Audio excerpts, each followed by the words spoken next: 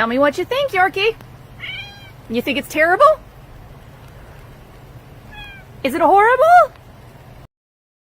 Hello, it is That Hildy time, That Hildy channel, and we are playing some Disco Elysium. For those of you who haven't ever heard of this game, you're about to have a great treat, and for those of you who have heard of this game, I found out over the week that I can kiss Kim.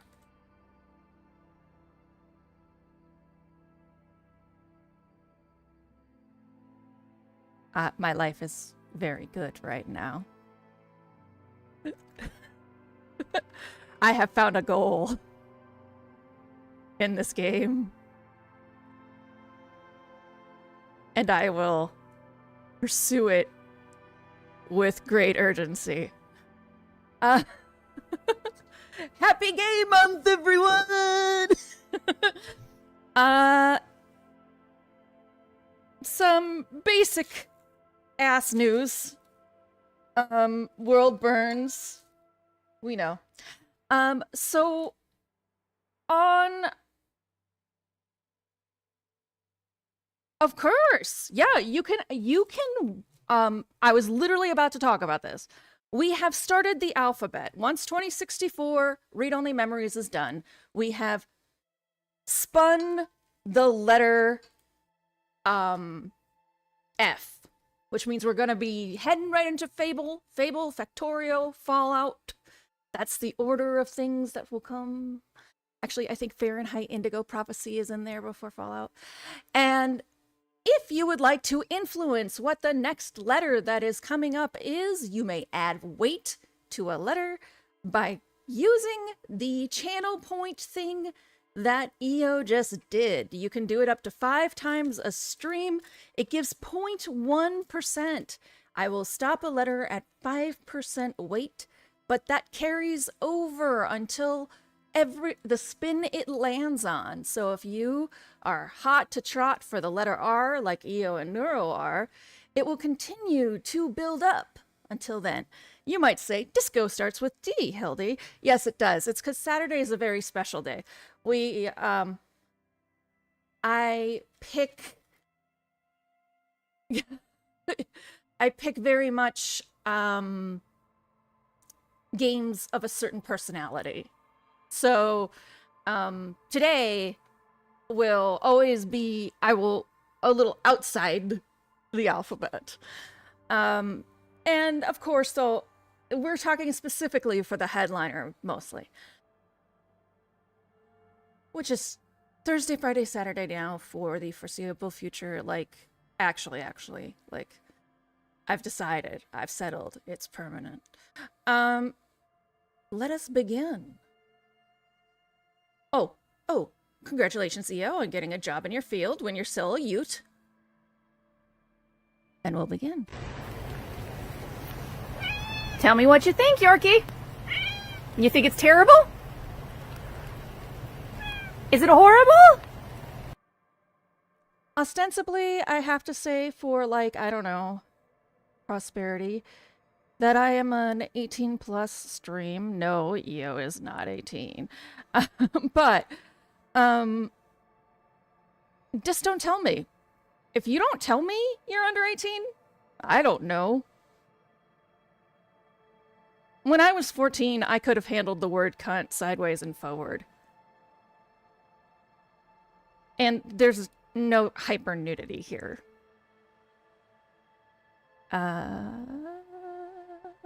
We got to do the thing where we change this.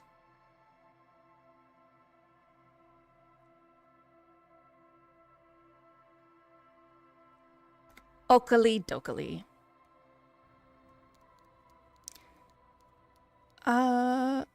Let's read the journal. Figure out where I left off here. Get 2 signatures for Everard. Yeah. Make a truce with Kuno. Put the advanced race theory into a free internalizing slot in your head. No. How do I get rid of that forever? Just ignore it. Close the waterlock on Wednesday. Prove your authority to Titus Hardy. Find Morel, the cryptozoologist. Right, I have to do the waterlock for that. Where's the rest of the armor? That's trying to get Kuno, getting the body down. Okay, that's what we're gonna do now. We're gonna go look at the body.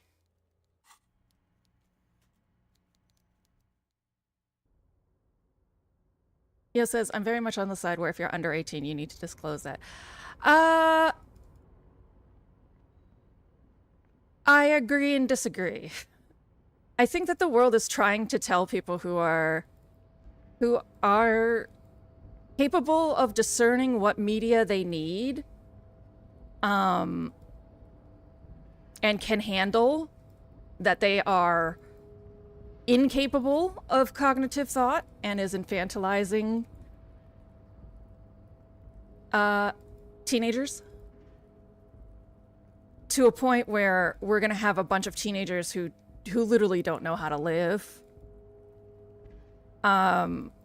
So I would much rather them get in over their head in a place where I know they'll be safe, because I would fucking kill a pedophile less than let them be in my community.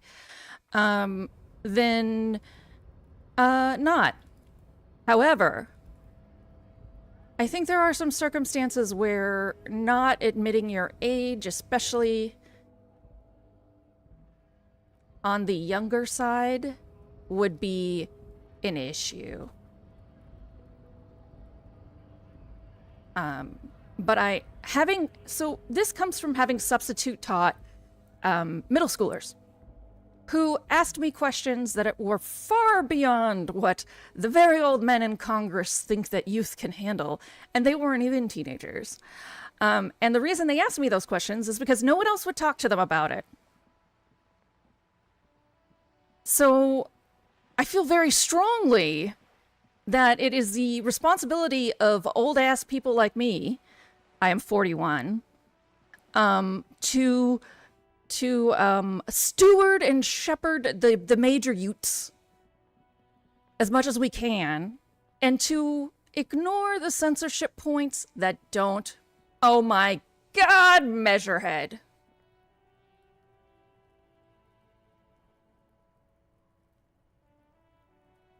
Are you fucking kidding me?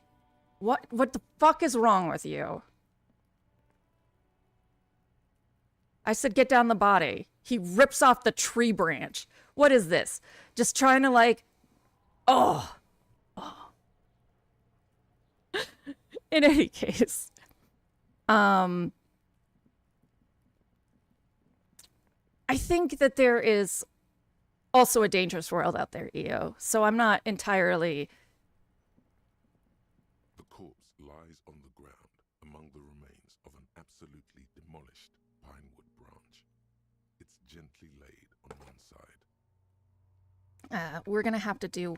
I figured out a magic volume trick to make sure that the voiceovers are loud.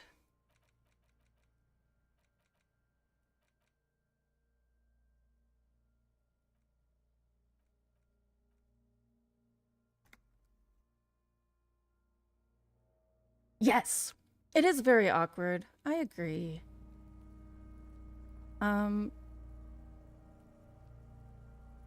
That's that's part of the reason I stream or I involve myself into the internet, is that my autism that I didn't find out till very late gives me a superpower, which is I can talk about really awkward things really easily. I agree. I agree, Megan. Megan says it's hilarious because young children are made to grow up so quickly or seem older than their years. I agree. I think that there is this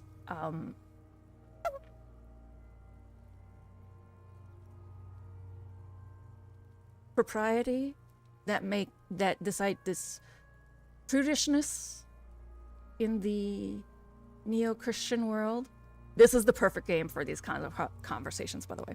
There's a prudishness in the neo-Christian world, neo-capitalist Christian world, I guess. I shouldn't say neo-capitalist, capitalist neo-Christian world, that that disallows the discussion of sex and our bodies and politics and the world around it, which then prevents growth in the spiritual, mental sense. And then we get fucked by the universe. All right, so the corpse lies on the ground among the remains of an absolutely demolished pinewood branch. It's gently laid on one side. Good job, wise race mentor. Well, it's down. Celebrate in a more reserved manner. Mr. Measurehead has done a good job. Nothing is too broken or compromised. The victim is ready for a field autopsy. A field autopsy? Me? Nice. Yes. 1. Investigation of the scene. 2. Initial examination of the victim. 3. Field autopsy. 4. Transportation of the body to the morgue. We are on number 3. Gross. The fuck are they on about? Cop's gonna cut his shit up.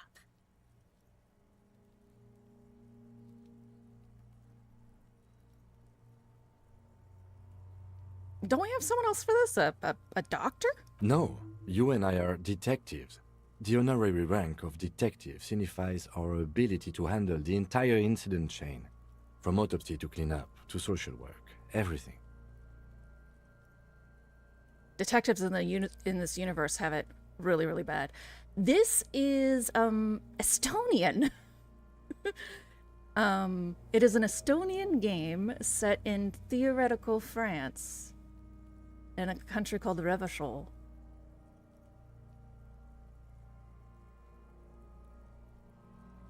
Wait, honorary rank? An honor and a burden attached to your rank once you've proven yourself able, usually after 5 to 8 years of field work. Mine is Lieutenant Detective. Yeah, I guess I feel like a detective. You are. Your station would not have assigned you on this case if you weren't. Now, The lieutenant adjusts his glasses and takes a deep breath.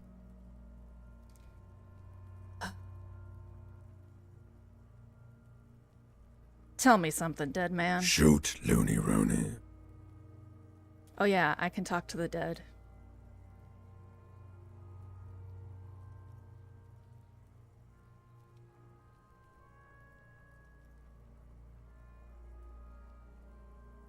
Okay, I already did all of Come this. back later, Corpo.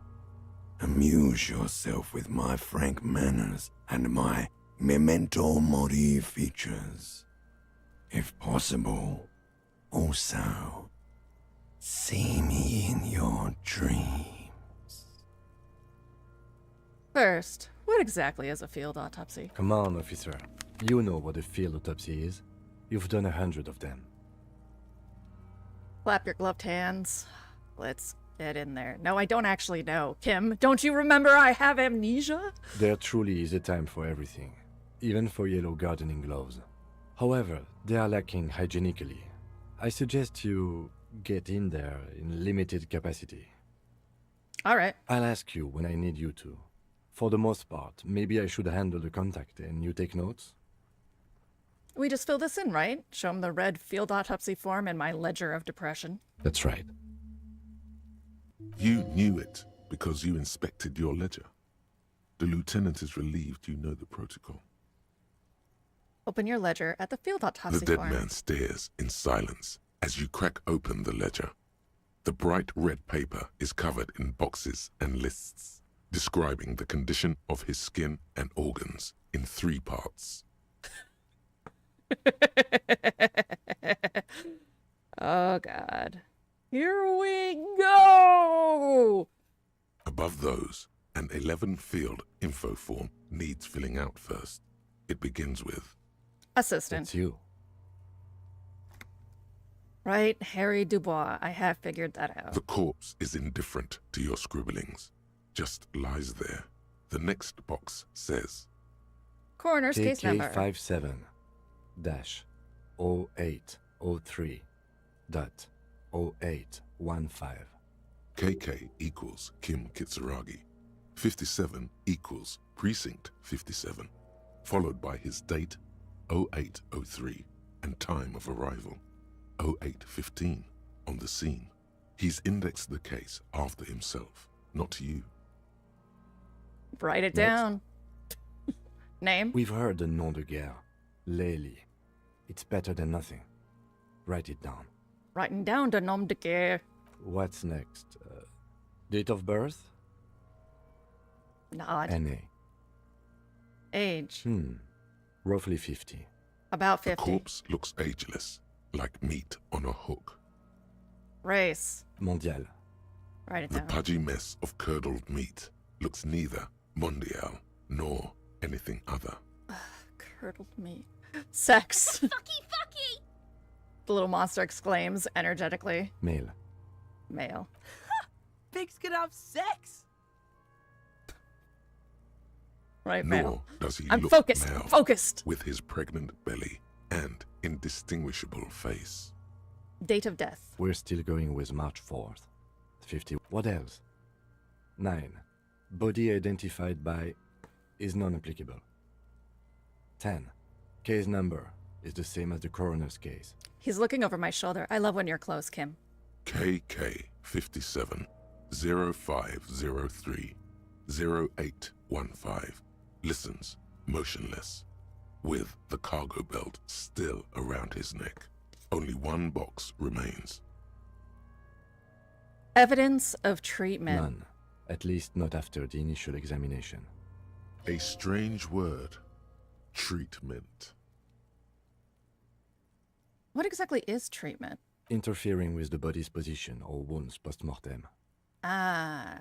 How did you not know that? Aren't you a cop? You're leaving a weak impression here. Say something sure-handed. Authority, I don't know if I can. Don't overdo it. It's okay to be unsure.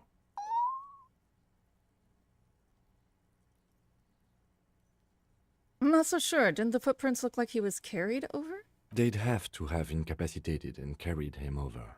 This man was more than a match for untrained dog walkers. He places his hand on the dead man's chest as if in preparation. Your central nervous system recognizes this gesture. It's the stations of the breath. Ecclesiastic, religious in nature, a holdout from pre-DeLorean burial rites. It takes him 2 seconds to perform. Then, Oh, God. somewhere in Jamrock North, a small wood shed behind Rosencrantz Row, Lieutenant Nick Feuerbat puts his hand to the chest of a small corpse, no larger than a monkey. It's raining outside, light drizzle. There is darkness in the shed. Elsewhere yet, an obese female sits in a wicker chair, her silhouette bull-like against the window. Outside, Grand Coudon. The day is turning dim for Sergeant Mac Dawson. Hand extended, he approaches, to make sure she is dead more than anything else. The building is tall, 7 stories wind-wrapped in solitude. Most of the apartments are unoccupied. This was a suicide, the other an accident, the small one. And so, all across Jamrock, Coal City, GRIH, 42 deceased persons found today, 42 stations of breath. We should start the post-mortem. Turn the The page. corpse cannot feel Kim's hand on his chest. It no longer meaningfully interacts with its surroundings. A thicket of boxes and lists on red copier paper tries to answer why. External examination. Summary. Clothes. The deceased wears armored boots and white briefs. The make of the briefs is Babrodine, I think. Let's see. He turns the body onto its side to check the underwear label. See, it's happening. Babrodine, yes. Inexpensive. Size M. Color white. The disappointment is palpable. The red-haired thing was expecting something more lurid. Sorry to disappoint you. Kuno S. Write it The boots down. are ceramic, vitreous enamel. They are fused to his skin from blood flowing downward post-mortem. Removal of the boots is left for processing. Write it down. Tattoos. He stands up, feet planted on either side of the body. The upper torso is covered in a single, continuous tattoo, resembling a national pattern. It reaches from the right shoulder to the heart. The ink is blue and white. Okay. The assistant has a color photograph of the markings, to be added to the case files as document A1. The photo is taken on the scene, using a Trigat Mini. Write it The down. deceased has a cargo lashing belt around his neck, tied with a hangman's knot. Color yellow. Length 3 meters. There is a buckle on the other end. Write it down. Well nourished, athletically built, measuring 1.8 meters. Generally consistent with age, about 50. Preservation is good. Ambient temperature below freezing. He produces a measuring tape. Shit's getting real over here. Body hair is light brown. Distribution is consistent with age. He kneels The in to get deceased a better had look. male pattern baldness. Hair is combed back, short. Write it down. Short, light brown, male pattern baldness. Lividity is consistent with hanging. The head is congested. Contusions are present on the head, chest, and thighs. Consistent with stones thrown post-mortem. Low velocity. Fucking low velocity. You think kid Kuno explodes. doesn't know what you're talking about? Velocity was fucking max. Talking shit about Kuno's velocity. In addition, there are bite marks on the face, scalp, and chest. Consistent with predation. The lieutenant pays no heed. Write down. We're not Ligature amending. mark. The lieutenant produces a small folding knife. With the other hand pulling on the belt, he starts cutting into the polyester. The stench is horrid. After a while, it's obvious the material cannot be cut.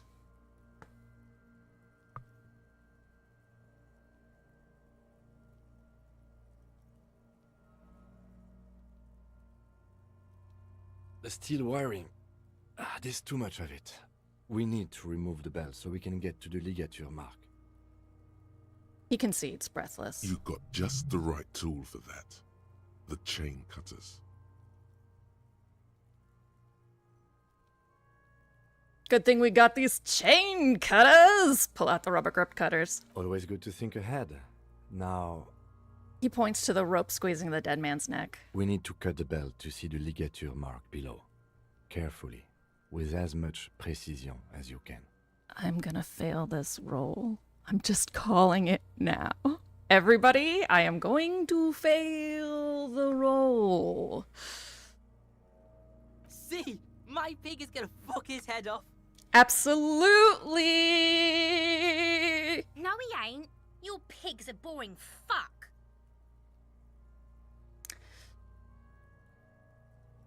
Look for a good The spot to belt cut. is equally tight around the whole circumference of his neck, swelling over the edges like white bread rising from the yeast.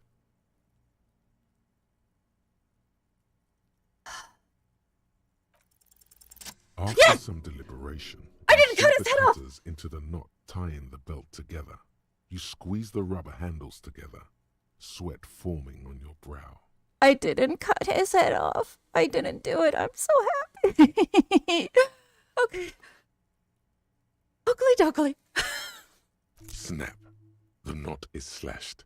Another cut and the belt falls apart like a flower bouquet, revealing the dead man's neck and the dark red ligature mark around it. The rope rises to a point, leaving a gap in the ligature mark. The suspension point is in the back of the neck. The lieutenant has kneeled closer, running his finger along the dark red groove. Until there's a gap. As it ought to. This is where its grip on the curdled meat is gentlest, pulling up. Hemorrhaging is observed on the skin, above and below the ligature mark.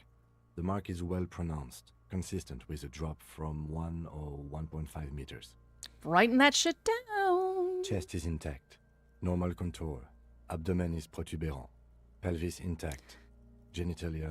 Protuberant. He pulls down the man's underpants. No, let's get out and see. I fucking knew it! This is clearly what they've been waiting for, ever since the autopsy began. The lieutenant is trying to make it as boring as possible. Children. Genitalia is male and unremarkable. No evidence of injury. Inspect the The dead man's genitals. penis is average-sized, congested from the downward collection of blood. The testicles are uneven in length, hanging underneath. The genitalia is greenish. Marbling is present around the crotch. You should touch it. No, I am not going to touch it. Move on. Back is symmetrical and intact. Upper and lower extremities are intact, but asymmetrical. There are combat injuries on the right hand, thigh, and hip. Bullets have bitten little pieces out of him. It must have been excruciating, especially the hip. Before you is a temple of pain that knew little tenderness in life. Ooh. In addition, I see smaller, residual scars, too numerous to count, covering about 30% of his skin. Body of a soldier. Mercenary. We have a real museum here. Of battles, wars. Writing it Last down. item, hands. He takes the man's right hand in his, expects it, then moves on to the other hand. Pick up the hand. His flesh is cold, icy. Pleased to meet you. Where are you from and what's your name?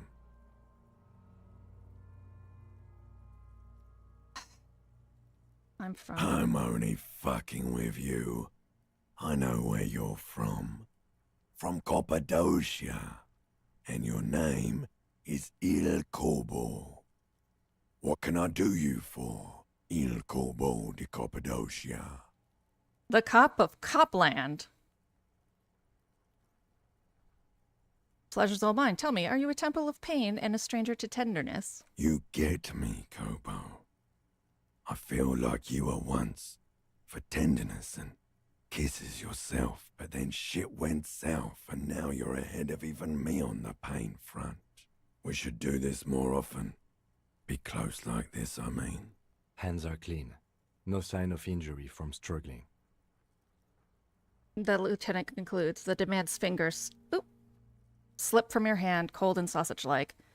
No sign of injury from struggling. Were we expecting any? I was. Maybe I'm just not seeing them. Honestly, this stench is making it hard for me to think at the moment. Write it down. Ooh, He turns to the that's side to breathe. all It's for not the enough. external. Well done. What next? He buries his face in the sleeve of his jacket. You hear a muffled voice. Internal examination. Summary. Central nervous system. I have nothing. Do you have anything on this man's central nervous system? You don't even have a joke. Nope. Musculoskeletal. Purge fluid is coming from the mouth. Not injury related. Eyes and tongue protuberant. Hyoid bone. Let's see. No! Don't cut it open, Kim. Don't! We have to, but don't! With his eyes almost closed, the lieutenant puts his hand on the dead man's throat and begins to massage it, gently. A rotting smell erupts from the mouth. Purge fluid runs down his lips, black and viscous. Yeah, jack that fucker off! The hyoid bone is fractured. The rest of the musculoskeletal system is intact. Unremarkable. Write it down. Respiratory system. Back hunched, as if in prayer, he begins to pry open the dead man's jaws. He stops to exert more force. Both hands are used. Oral cavity shows no lesions. The victim has received dental implants, possibly after a combat wound. Mouth swollen. Hemorrhaging present in mucosa of the lips and mouth. From here, it looks as though the clown-faced man is screaming. The tendons of his jaw are torn apart. Hyoid ripped from the force of the lieutenant's hands. I'm gonna look inside. No scream, no sigh of relief rises from the darkness inside. It's humid there. Sickly sweet air, unlike anything living. You feel like you're about to throw up again, straight in that mouth of his. No, you don't. You can keep it in. You can keep anything in. Look deeper You inside. manage to suppress the contractions trying to enter your stomach. All it takes is concentration. Through it, you see nothing but darkness. More meat and darkness. We are meat popsicle sacks. There are ancient mysteries down there, Kobo. Ask me later. Was that just inland? No, you don't get to take over my crazy voice. But no. Hemorrhaging present in mucus. He lets go of the jaws. The mouth slams shut before you. Write it down. Hepatobiliary. NA.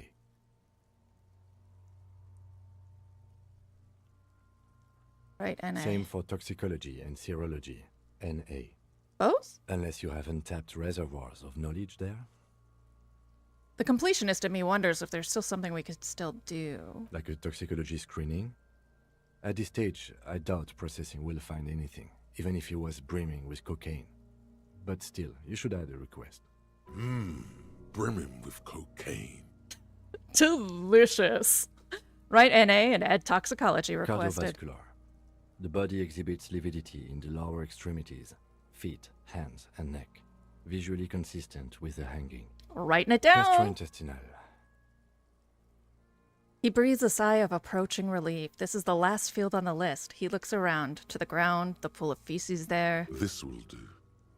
Digested semi-solid food in stomach. Voila. He touches the corpse's bloated lower abdomen briefly. Write it down. Omit the voila. What's next on the list? Injuries. Summary. Let's see. We have bite marks, contusions on the head and chest, and a ligature mark encircling the neck. You'll need 3 fields. Leave a 4th one too. Bite marks. Head, chest, and scalp bite mark injuries. Predation by birds has caused damage to the body. Odontologist does not need to be consulted. Odontologist is not the right word here, but that's okay, because I appreciate your attempts. And your opinion, officer?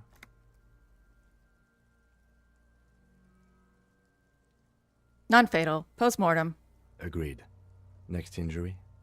Contusions. So, the scalp bleeds from a post-mortem head injury, a stone. The injury does not have the rim of an early inflammatory response. The perpetrator on the scene has confessed to causing it post-mortem. At maximum velocity, fucko! Has confessed to causing it at maximum velocity. Fucko. Coagulated blood sticks to his scalp and chest, where the countless stones have hit the dead man. Beneath, the description of injury. 2 boxes. Non-fatal. Post-mortem. Right. Next, Ligature mark. a dark red abraded ligature mark encircling the neck, with a gap on the nape measuring, let's say, 7 centimeters. The hyoid bone is fractured, the cervical column intact. I see hemorrhaging on the skin, above and below the ligature mark. Depth of the mark, 1 centimeter. No signs of clawing on the neck. He was not killed by hanging. Below the note, 2 customary boxes wait to be ticked. The man's head jerks to the side. The ring around his neck is visible. Non-fatal. Post-mortem. The lieutenant falls silent abruptly. He is deep in thought, eyes fixed on the bright red ring around the dead man's neck. No. The cervical column is attached. Though there is hemorrhaging on the skin, it could have been immediately post-mortem. There's no signs of suffocation.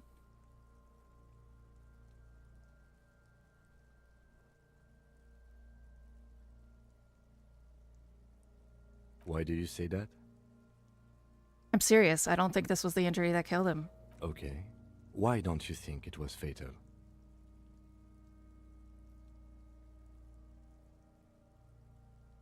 Why weren't his hands tied? A big man like this, I would tie his hands when marching him to the gallows. Honestly, I'm not sure there weren't marks on his wrist.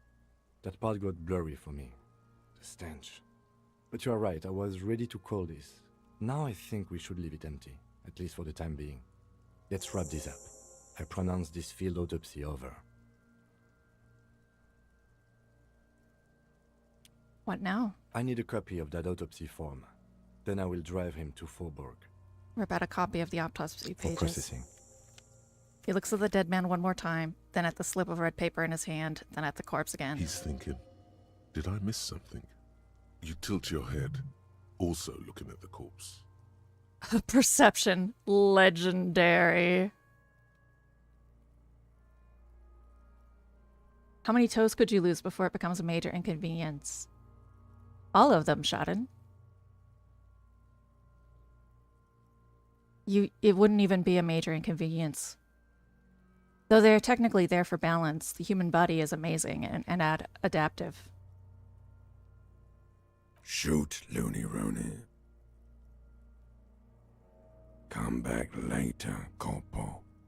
Amuse yourself. You run your hands over the No! victim's cold body, his limbs, his torso with its swollen organs. Maybe you should be more thorough. Look under his fingernails like him His already did. fingernails have turned dark. They're chipped and quite long. There is dirt under them. That's all. Do you think we missed something? You can't shake the feeling that there are more secrets concealed in the flesh before you. Yes, there's something we're not seeing. Okay, well, we are in livor mortis here. He is disintegrating. We need to refrigerate the body if we want to conduct another examination, and we need to do it fast. Okay, where do we find a fridge for the body? It would have to be industrial in size. Let's start by asking Gart at the Whirling in Rags and the Fritz store down at the gates. If they don't know, He trails but off. only if all else fails. In his case, settles on Kuno. Definitely a major inconvenience. Well, I think for someone who's had their toes their whole life, but Shaden, there's several differences at birth that leave you toeless. And there's firsthand accounts of those people walking just fine. Or with only minor assistance. Fuck are you looking at, Beano, man? You want a piece of the Kuno? Wanna get fucked? Only if all else fails. Only if all else fails, he stresses. Let's hurry then. This is one task we cannot sideline. With every hour, whatever we are looking for will become harder to find. Okay, off we go.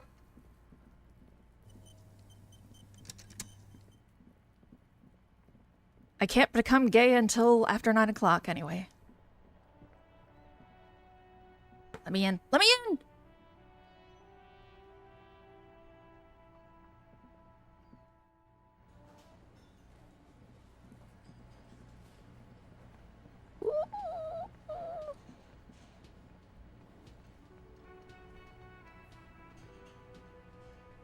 Kim, you're Kim. That was magic. I seem to be in need of a fridge. Yes, yes. For the dead body. You want to put a dead corpse into my fridge, right? How do you even know? Flattery is the way.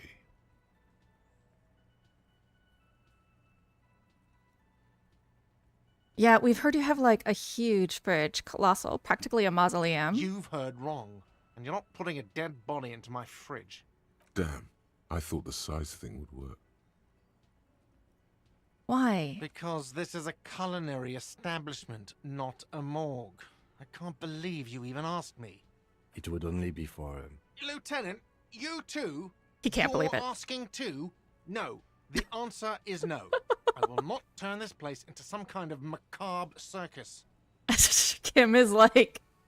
Everyone turns to Kim for like sanity in my world. I'm so sorry. Wow. Turned the lieutenant off like he was a busted old radio. He really is the lord of his realm.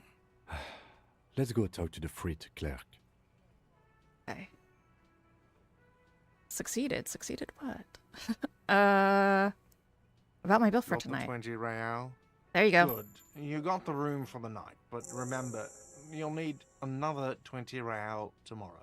Yeah, I How know. could anyone forget, asshole? Seriously. Frit clerk, da-da-da-da-doo! To the indifferent teenager.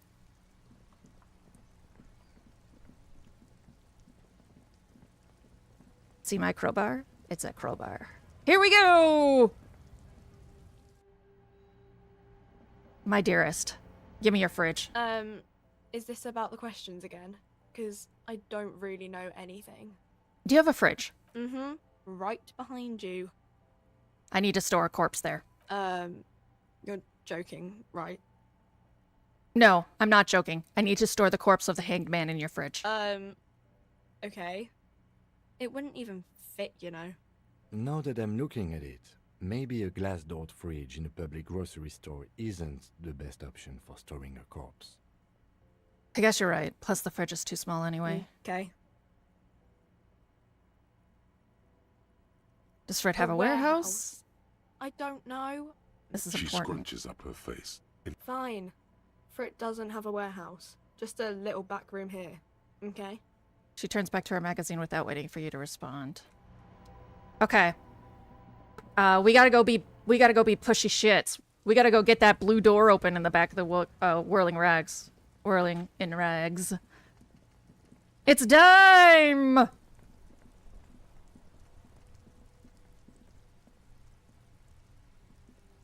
Blue door! Pushy, pushy, pushy, pushy. You see a heavy steel door with a prominent dimple lock. It's painted blue. Try to The push on door it. does not. Okay, you. The man ponders his cooking utensils and gives you a little nod, acknowledging your presence. I need a fridge to store a corpse. The man keeps shaking his head. His eyes seem sad. Then he starts swiping crumbs off the countertop. I don't think he understands, officer. We need to find some other way to make ourselves clear. I need to get the corpse, point to Kim, into the fridge, point to the fridge. Why am I the corpse? He turns his eyes to the cook, who gives you both a big bright smile. Doesn't matter. I don't think he understood us anyway. He wouldn't be smiling if he did. Wait, what He's language is from he speaking? Grad, Koiko. The lieutenant informs me. With the mention of the word Koiko, the cook starts talking excessively, his hands up in the air again. He's happy for some reason. Make stabbing motions at the meat on the What are cutting you board. doing? The cook looks at you doing the charade and smiles. Points towards the The fridge. cook says something. It's quite animated, but you still don't understand. I need to put a dead body in this fridge. Oh, no. Body no fit fridge. Fridge more. How do you know? Maybe it's a small body. No. I know. Listen to him. This is a man who clearly knows about bodies and fridges, and bodies fitting into fridges. He clearly knows about bodies and fridges. Okay, we have our answer. It won't fit. We need a bigger fridge. I need a The fridge. man keeps shaking. I don't think he understands. Okay, officer. okay. Oh. Okay. Listen to him. Okay, we have our answer. It won't fit. We need a bigger fridge. I don't think I need anything else. Stay masculine. We need to get in the blue door.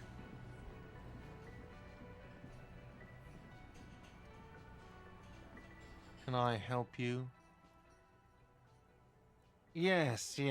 Flattery is the way. Yes, that's the gist of it. Well, I have a fridge, and this is a culinary... Kitchen. It's right. It would only be for... Lieutenant! Wow. I hate to say it, but looks like we're going to have to ask... Damn it! I don't want to talk to Kuno!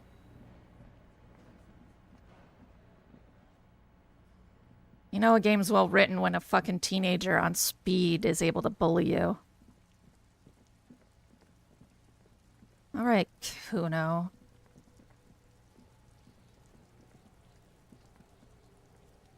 Hamlurk? Ham. You missed a good show before. A kid came by and completely fucked the tree to pieces.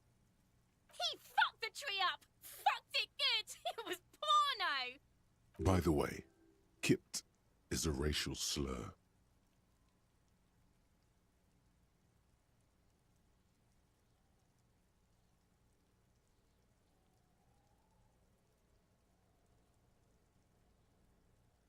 Stop using the K word. It belongs in the past. Can't tell Kuno what words to use.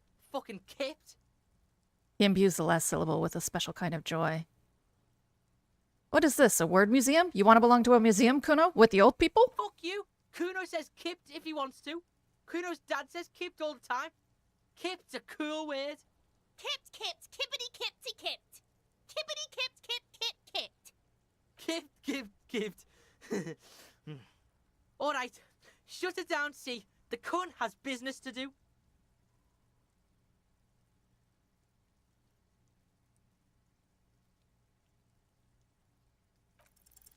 He's on your crime scene, bossing you around. And I know. he's been here for some time too. I know. This is where he hangs out. You have to get more out of him. He could be useful. Want to help the RCM bust a murderer? Fuck no! What are you? Fucking mentally handicapped? God, I hate you, Kuno. Kuno, they've almost made you a snitch now. Ease off, see? Kuno always takes the bullet over the hammer. He nods, big boy style, incredibly proud of himself.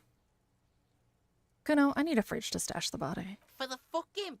Good thing you asked the Kunmeister. Kuhnmeister. Kuno knows a fridge. Perfect for freezing. Oh my god.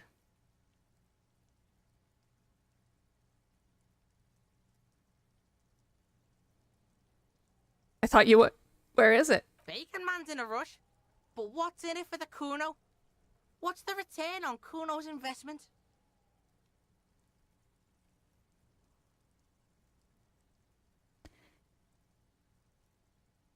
Kind sir, I will repay you for this information one day. Right now, the clock is ticking. Kuno's clock's not doing shit. Kuno's got a fuckload of time. This child! Don't believe him, Kuno. He just wants to use your fridge. A corpse-free yard. Don't you have civic pride? Kuno's got everything Kuno needs. All civics and shit. You can't buy Kuno, pig. Kuno's already got everything. By killing in his territory, I passed it! someone I passed has it! openly challenged Kuno. It's in his best interest to put them in their place.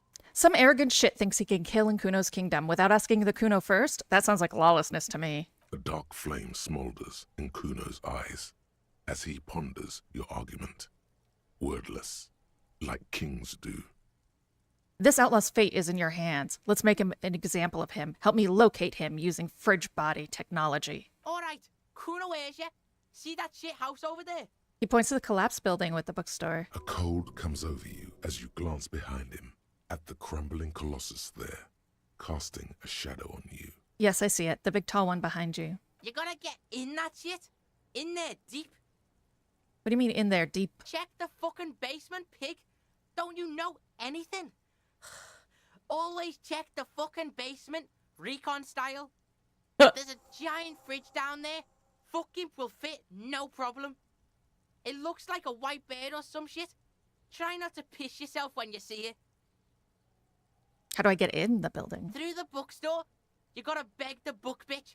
Used to be you could get in there through the doorbell, jam that shit. Book bitch changed that. Kuno doesn't beg, so Kuno doesn't go there anymore. Beg the book bitch? Yeah, book bitch, beggar. You stupid or something? He means the bookstore. We have to ask.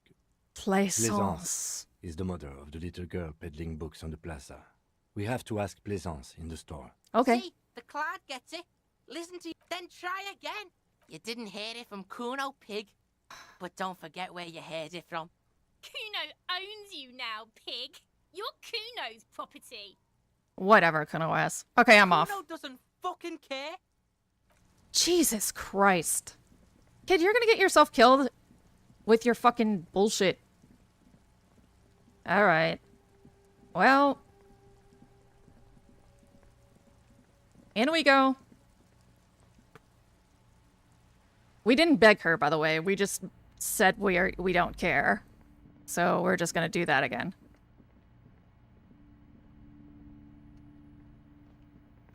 A heavy door with a missing handle stands before you, covered in dozens, if not hundreds, of little oddly shaped trinkets and charms. It appears to be locked. I think I leveled up, so I think I could do this. Yes. Pained threshold. Okay. Oh, I need to hit confirm. No, I do not. Great. Let's try again! A heavy door with a missing handle stands before you, covered in dozens, if not hundreds, of little oddly shaped trinkets and charms. It appears to be locked. How did I miss? It's a 72% win! You feel something in your chest. An unnatural pressure. Oh, Jesus. Did I It's give myself a spreading heart to your left attack? arm, your Oh. jaw. Yeah. Screaming isn't happening on account of extreme shortness of breath. You're just making it worse. Oh God, it's painful. Let it all go. There's no shame in surrendering now. We all do. It gets so dark. You don't even see her face, like you always thought you would. You only see pain and fear. Cop suffers final heart attack. A detective lieutenant of the RCM passed away yesterday. His death, though abrupt, did not come as a surprise to those who knew him. He was the heaviest drinker I'd ever met. Captain Ptolemy Price, the deceased Ptolemy superior officer, commented, "That ain't easy on the ticker." He loved his liquor, sure, said Detective Chester McLean, friend and colleague. But I think before he ever had a heart attack, his heart was broken. According to an official statement given by the Hi, RCM, Jeff. the officer was on the brink of solving a murder case.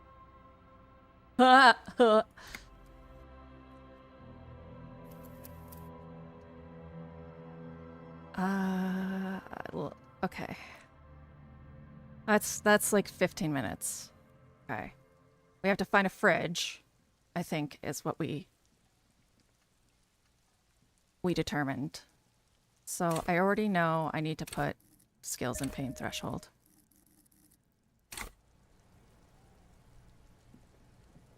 You missed a good show. He fucked the By the way, kipped is a racial slur. I don't want to use the R word.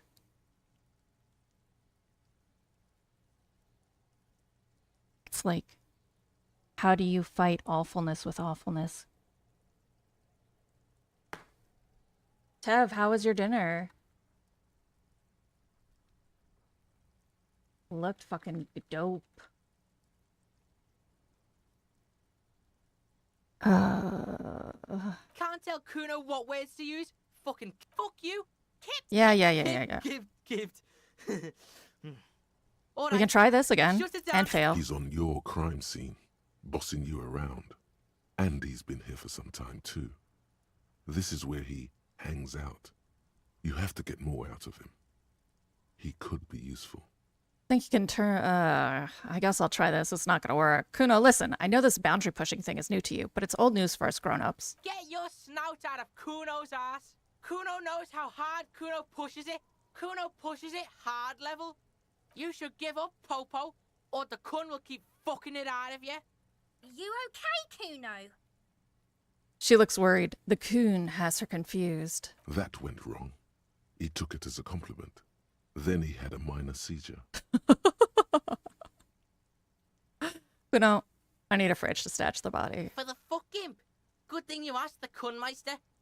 Kuno knows a fridge. Perfect for freezing.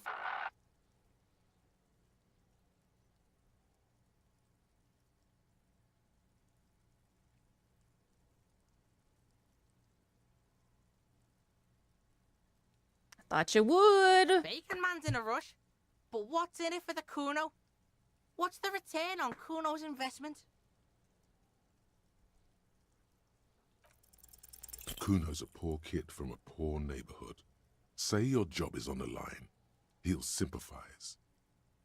Asking for class solidarity seems naive in Can't this you see case. his hair is red? The color of social democracy. Aren't social democrats traitors? Not all of them. Social democrats have their hearts in the right place. Some of them can be valuable allies if you turn them. I passed this check last time. The fuck are you doing right now? Don't pay attention to him. Just keep telling your sad story. It's not that dramatic. We can just send the body to processing. Kuno's never seen anything so lame. Listen, pig, if you were Kuno, the fuck would you care? You're right, Kuno. If I were Kuno, I probably wouldn't care. See sad shit? Kuno doesn't fucking care about this sad shit. Your sad shit. Now, how about you at least try to entertain the Kuno, or get the fuck off his crime scene? His crime scene! Why don't we go pester some other kids now? He says impatiently. That's actually not such a bad idea. Kids do see stuff. Okay, I'm Kuno off. doesn't fucking care. You know what, though? I remember from when I died. So we're not even gonna fuck around. Next time I die, we're not even gonna talk to Kuno at all. Because fuck Kuno.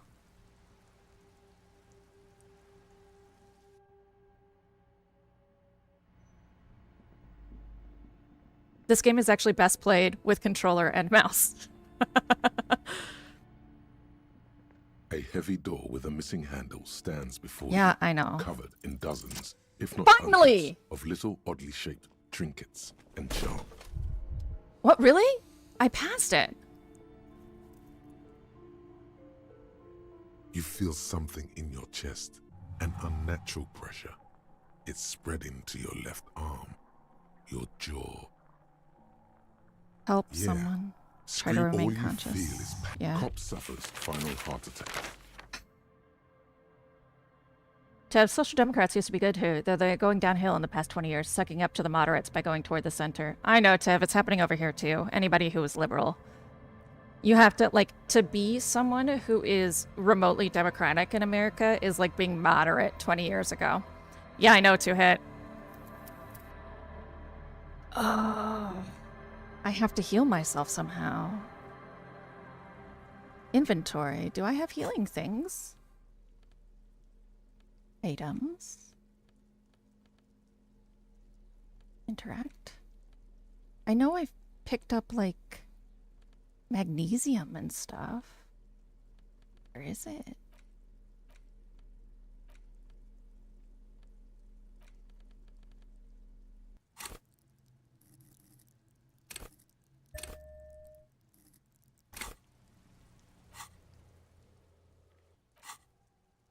Really?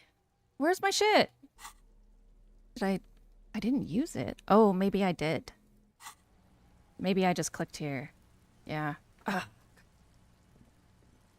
Yeah, I'm gonna go try and buy some stuff from the shop. I just need 1 hit point. 1 hit point to spare so I don't have a heart attack getting into the back room.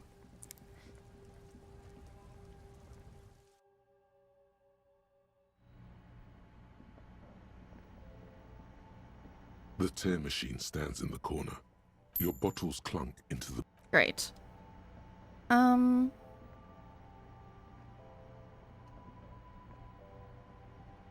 the left of some croissants and juice bottles, you... For the love of God. Where's the bullshit? Here? Is that smokes?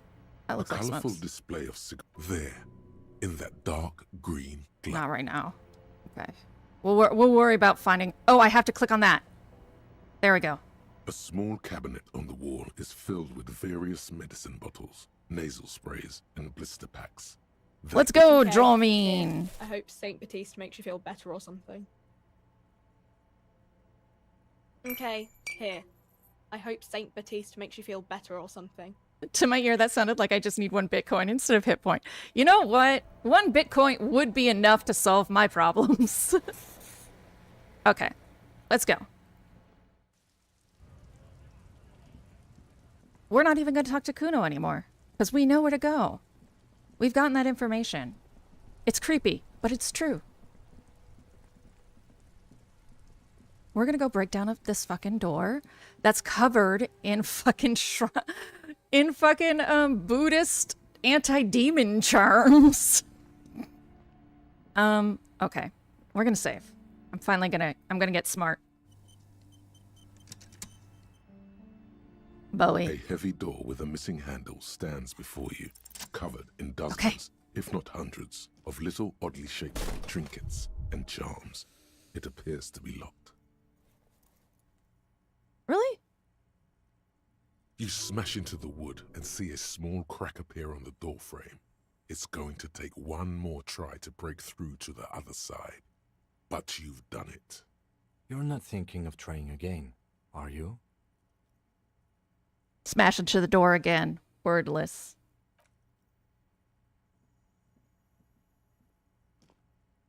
Ha ha! Ah!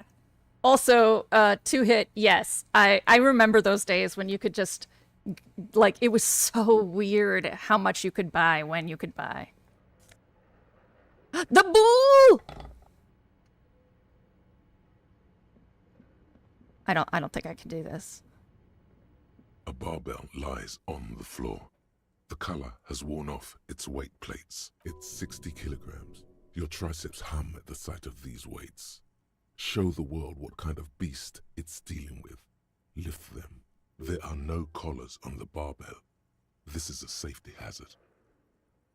Unless you're really terrible at it, it's fine. Why does it feel so familiar? It says it's legendary. Yeah, we're not doing this. Okay. So there's supposed to be a fridge down here. We gotta go investigate the base. Never mind, says Kim. The hallway is blocked.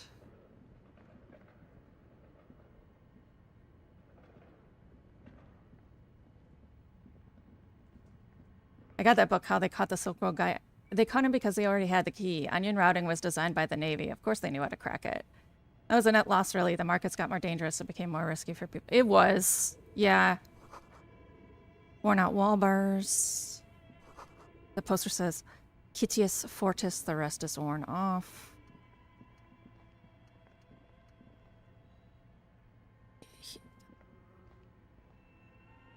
Really?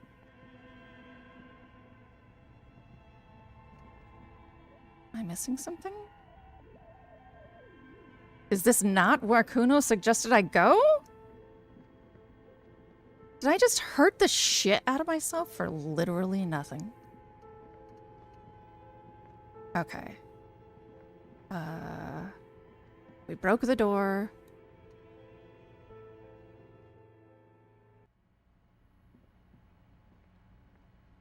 There were literal assassins you could buy on Silk Road. It was kind of scary. You broke down the back door, the wards, the door. It's all gone now. Dark psychic energy leeching onto my shop. Sometimes it's necessary to resort to extreme measures. I suppose it's all over now. I guess there's no escape. Her shoulders slump as if a heavy burden lies on them. What are you talking about? It's just a door. Just a door? This place is cursed, Detective. They don't call it the doomed commercial area for nothing. Just look at the sheer amount of companies that have failed in this house. I hope you're happy now. Happy that you've ruined everything. Now that you've broken the door, the curse is coming to get me as well. She closes her eyes and starts mumbling something with the pendant. The curse wasn't real. Of course you didn't. You're nothing but a policeman. She shrugs, visibly dejected. All right. You know what? I'm willing to let you investigate the doomed commercial area. We are set on the path. There's little else to do. All right. The facade has dropped. Now you see the curiosity behind the fear. But before we go on, tell me, did you encounter the malignant entity? Her eyes narrow as she whispers the name.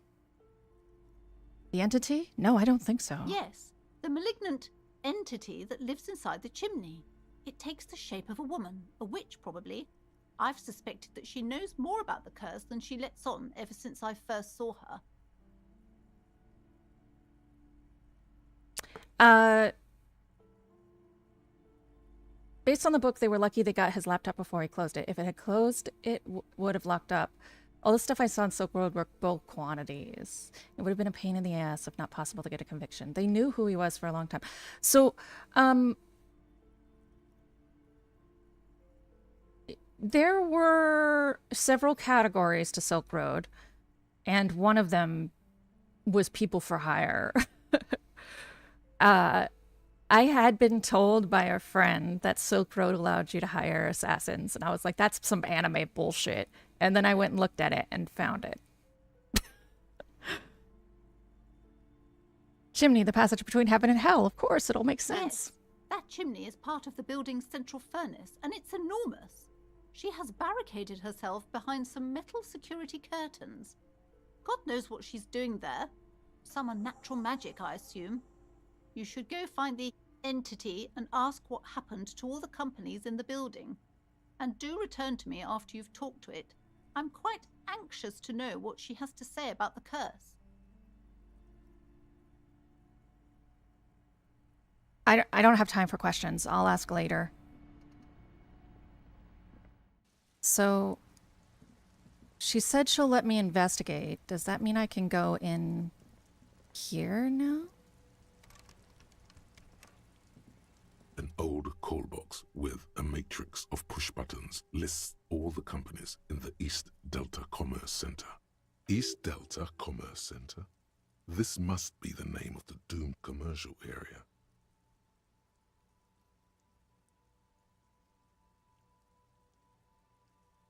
Oh.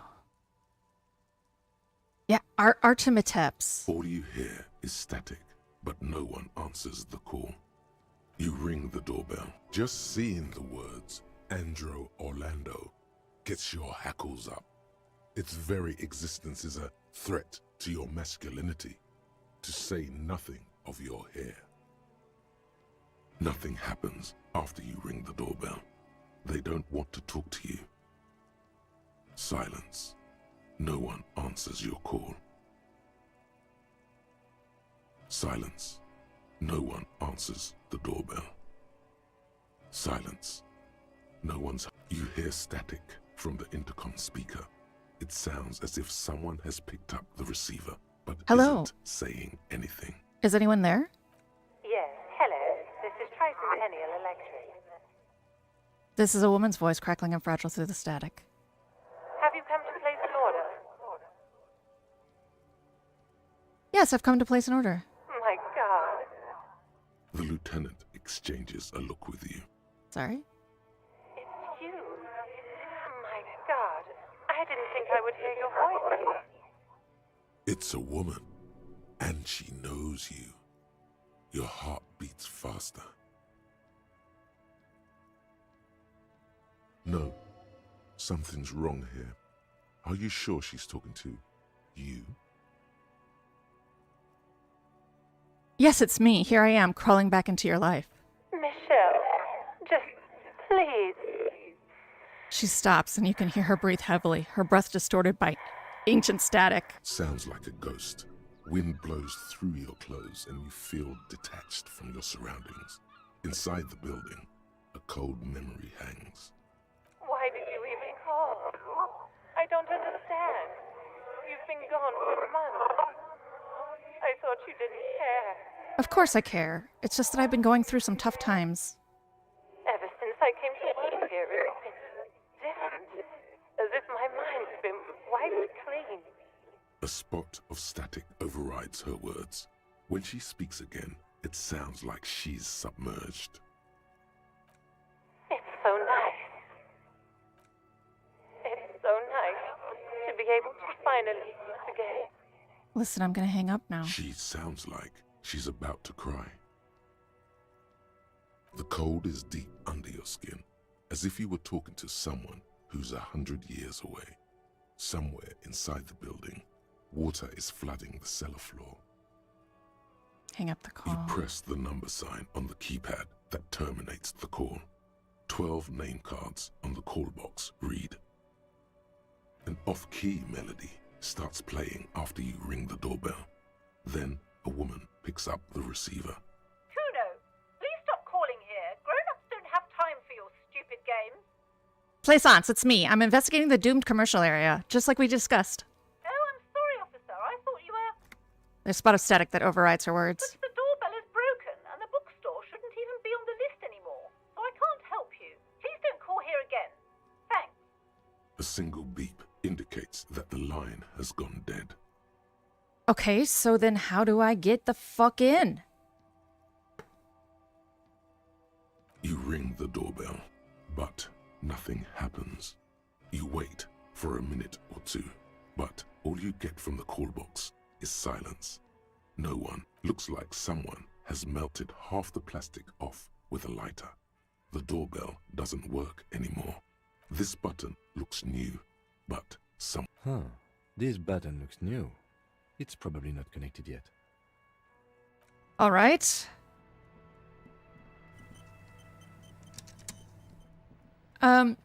They are, so like DMT was a designer drug. It was very much expensive. But for the most part, yeah, they're very cheap. Okay, so there has to be a way to move forward from here. Don't you call the TOS on me, EO. It's also not because we're talking about the book about Silk Road. We're talking about history. It's not an accessible way to do anything. Okay. So. Okay. Oh, talk to Kim. It's dark. Lieutenant states the And obvious. The flashlight works a lot better if you hold it in your hand. Fair point. Flashlights go in hand? Stare at your hand uncomprehendingly. Yes, you might even call it a feature of the universe that you need to hold tools to use them. That makes so much sense. Right. Now let's get to it. Some areas are inaccessible without your flashlight. Okay. Thank you.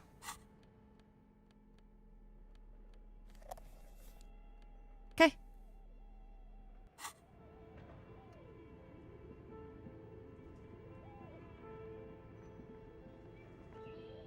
Aha!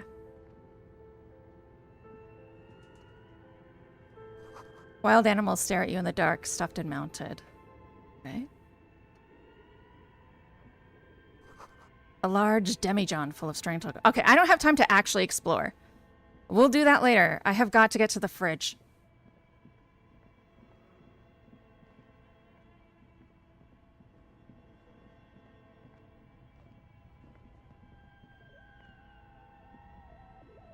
Me too, I love the piano. Okay, that's a dead end. Gotta get down to the basement. That's the... Why am I always going up? I need to go down! Is that moving?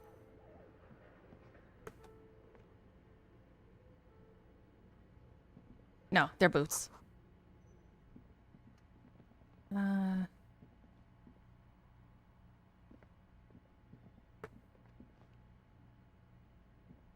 An iron safety curtain curves before your eyes, folded like a bellows.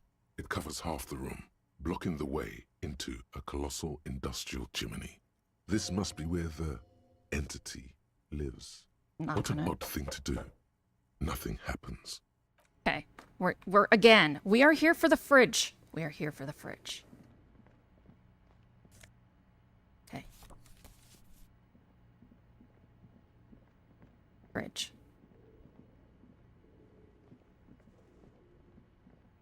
You gotta recon the basement, he said. So I have to figure out how to get down to the basement.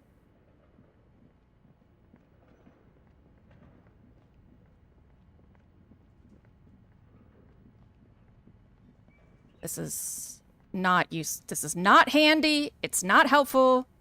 Fuck. So what we know is that this seems to only lead up. So I guess I do have to go through this door. Oh, thanks for being here, EO. As before, and still nothing. Those curtains prove to be surprisingly sturdy. Your fist hurts now. If this is really an entrance to the chimney, then there must be a furnace somewhere as well. Maybe there's another way to get in. Can you please try to refrain from attacking random things?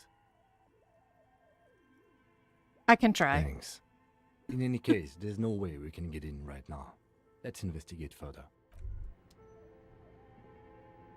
Bent metal, broken glass. Your path lies strewn with the broken forms of everyday objects. You are the destroyer, the bane of inanimate matter. Gaze upon me, stuff, and despair! Kudos. Anti-object task force. Okay.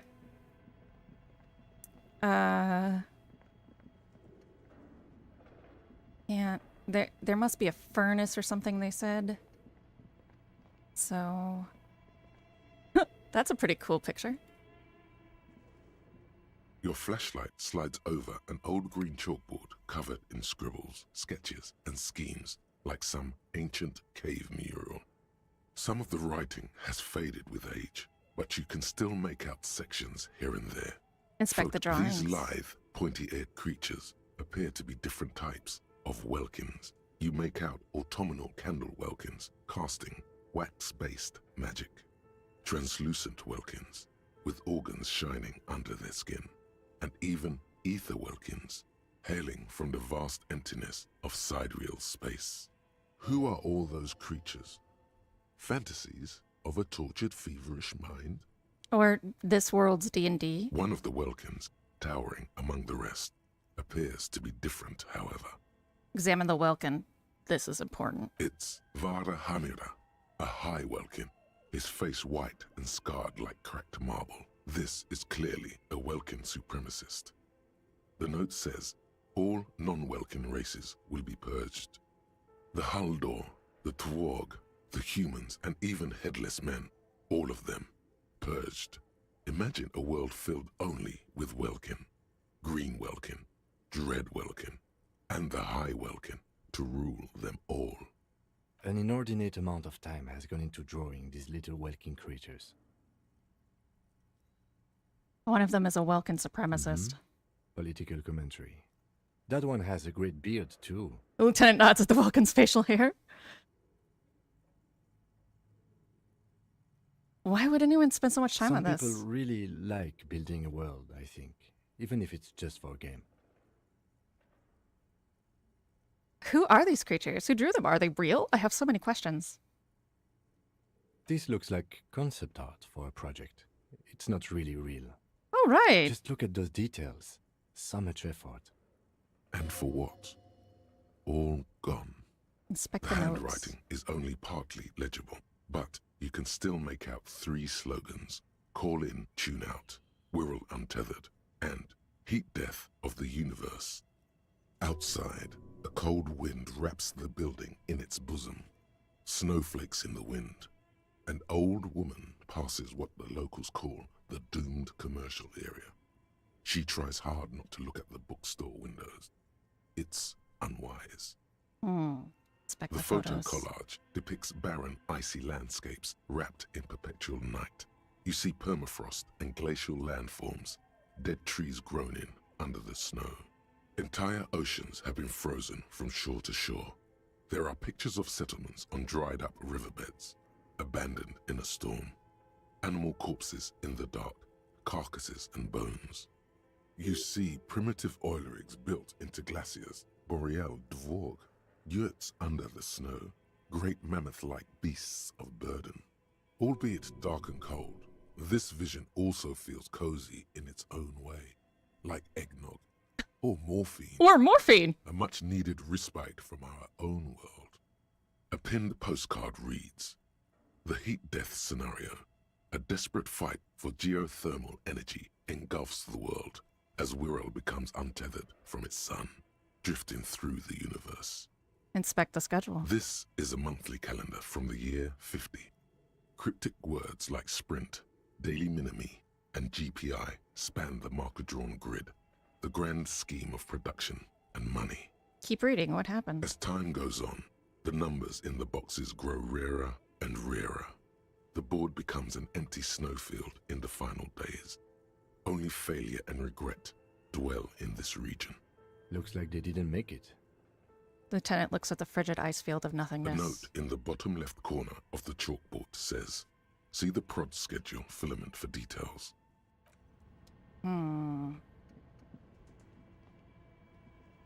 This old fireplace is covered in lines drawn in blue. That's a and red fireplace? marker, the mesh spreading over the stone like blood vessels on alabaster skin. It looks ghostly and strangely ancient. A diagram for summoning some time-forgotten being. The symbols seem very esoteric. What am I looking at? Radio frequencies, it seems. UKV 123.6, UKV 123.7. I gotta write these down. 123.9. Some written notes, too. sparse, and cryptic. I must write the things! UKV 123.6, UKV 123.7, and 123.9. Unclear. It looks like a cardiovascular system split into veins and capillaries. Very advanced.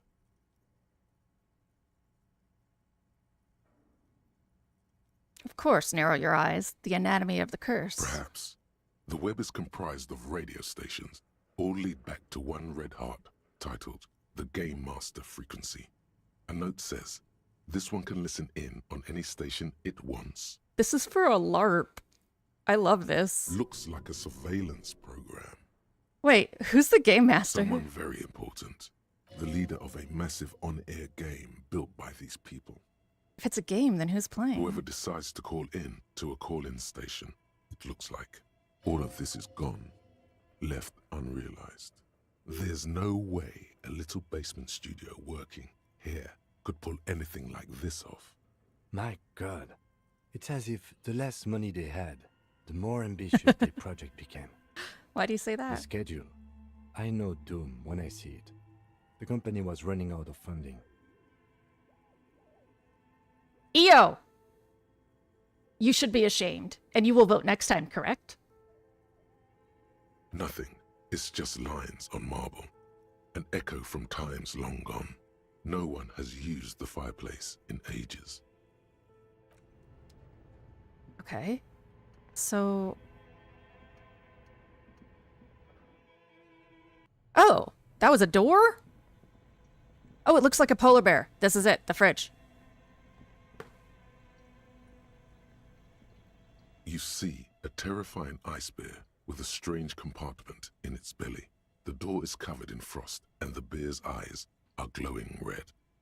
I appreciate personal stuff getting in the way, but I can't give you any leniency. The world is ending. If we don't vote, we'll all die. So I must be harsh this once on the personal. You must vote. And I believe in you. You see a terrifying ice bear with a strange compartment in its belly. The door is covered in frost and the bear's eyes are glowing red. This ice bear is a hyper-carnivore. Be careful. Crack open the A door. gust of freezing cold air rushes to greet you. You hear a low grumble as the bear regulates itself. This is the inside of a refrigerator. Thank you, Two Hit. The lieutenant takes a peek inside. His hand has found the holster of his gun. They let me do custom badges now for, like, rewards. I should make an I voted badge.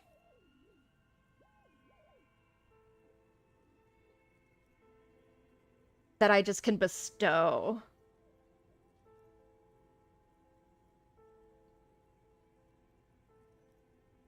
Relax, Kim. It's a fridge. Of course, just a giant ice bear-shaped fridge. He relaxes his hand, his face bathed in the harsh light of the open fridge door. Let's take a look inside. Look inside. The shelves are empty.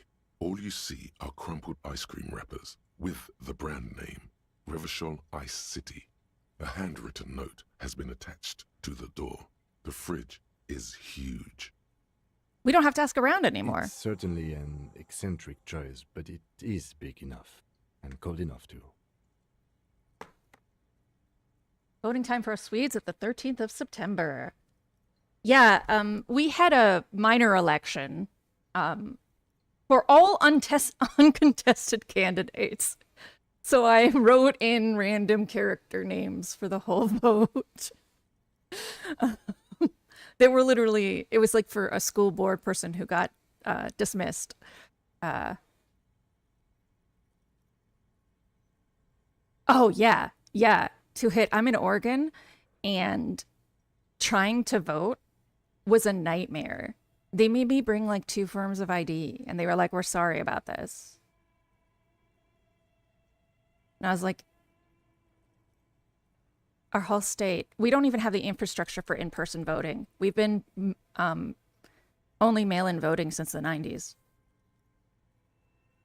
But the optics on this are awful, he thinks. We need to be as silent as we can. Shall we go and get the body then? I'll take the head, you take the feet. The stairs won't be easy, but we'll manage. The two of you, easily. Okay, let's do this. The body is heavier than you expected and stinkier. It takes half an hour to get it down to the basement. Then 10 more minutes to stuff it into the fridge. The lieutenant takes a step back to admire your handiwork. Beautiful. A dead body in a nice bare fridge. This is some of the best police work I've ever done. You've definitely earned a drink after this. Perhaps even some pagan rites. Yes, we need to celebrate by performing pagan rites. Let's bring out the meat and set it on fire. I knew you would say that. I knew this would lead to drinking. No, no more. This is paganistic enough, and he does not leave this room. He means it. He doesn't want to be the ice bear cop. We did our best with the means at our disposal. Did we though? Okay, maybe we did. At least we've stopped the body from decomposing further. Now you can conduct another inspection under controlled circumstances. Inside the icy realm of the ice bear fridge, the corpse stands slumped, waiting. Yeah, we're gonna do this later. But we're also gonna put points in something.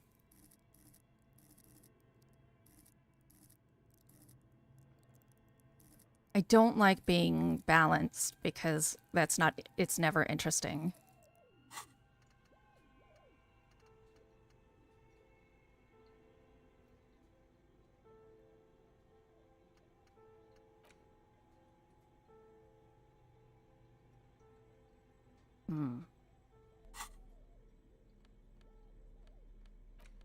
Perception.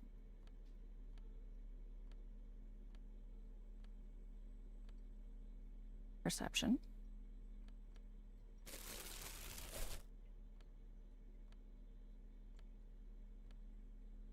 Conceptualization will probably be good for this.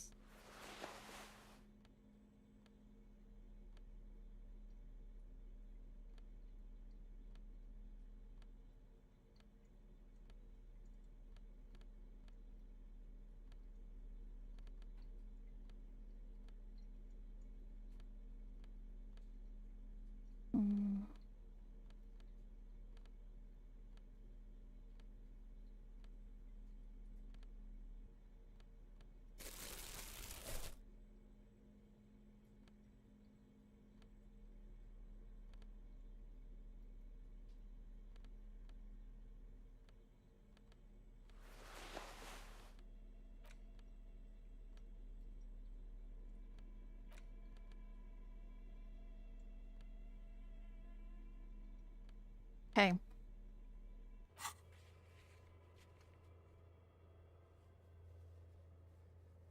No, I'm not sure where it is, and I have no clue where it will be when I move in a month or so. It's the local high school's place where they eat lunch. Eating hall? Cafeteria. Cafeteria. I was going through a lot. I had a house move going on, had really bad anxiety, could barely leave the house. It was doing that would have tipped me. So, I want to be clear. I don't want you to feel bad. And in fact, you don't even have to make excuses. There are reasons why people don't do things. For easily a year and a half, I didn't leave the house. However, I did leave the house to vote. It's not to say your priorities should be the same. But what it is to say is that the world is in a really dangerous spot. And if we don't want to be stuck in our rooms,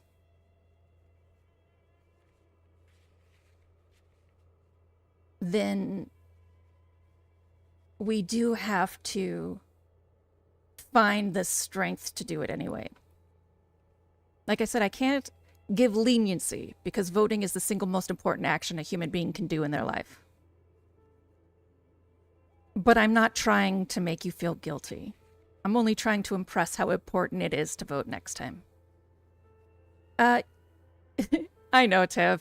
Cafeteria is used very differently in other places, but cafeteria is what we call it.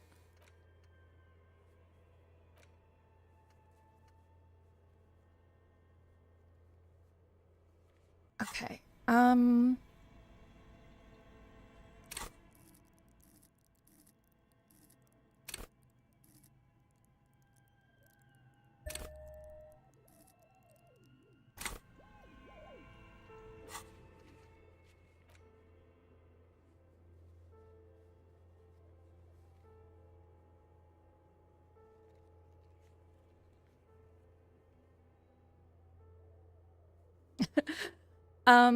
I think it's not very long at all because we already have we already have made a coalition. Like, we've already made a coalition of the governors to in ways to undermine Trump's presidency. Medium, legendary, challenging.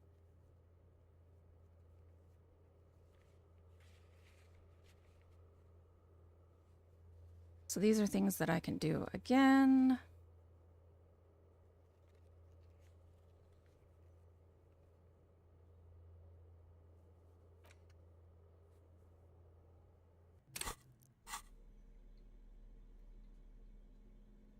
We're not going to be able to do anything yet.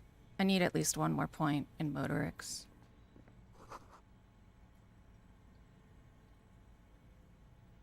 Also, we hold more cards than the empty land does, so that's probably why they're also running military training operations in Pasadena right now. Yeah, so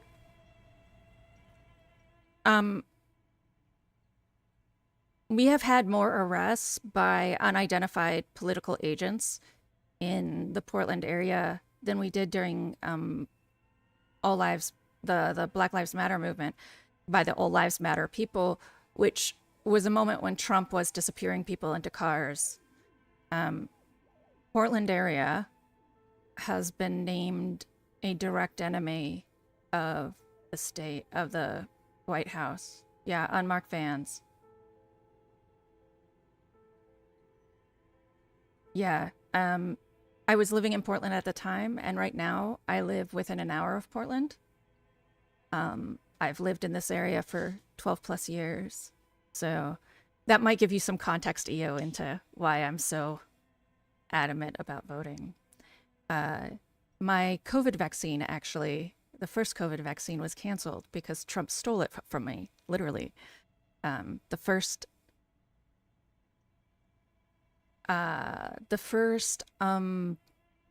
shipment of COVID vaccines to Portland was supposed to be for service workers, and I had been registered to get one. And then they mysteriously went missing. And later on, the news reported about a missing shipment of COVID vaccines that Trump had used on himself and his cronies. And that one of those was supposed to go in my arm. We do have a lot of white supremacy. We actually, by futurologists, have been predicted to be the site of civil war for some time. Tevra, military training. One was here last week. One of the trucks I saw had a Ukrainian flag on it. I will say that more of Oregon is united in a hate of Trump than is imaginable. We have far less MAGA people than we have ever, because his policies hurt the lumber industry. And the lumber industry is what all those white supremacists work in. Oregon, Eastern Oregon, is nothing but lumber. It's all lumber. It's all parks and lumber. So we're actually pretty fortunate in that regard, in that he is de-radicalizing Oregon at a record pace.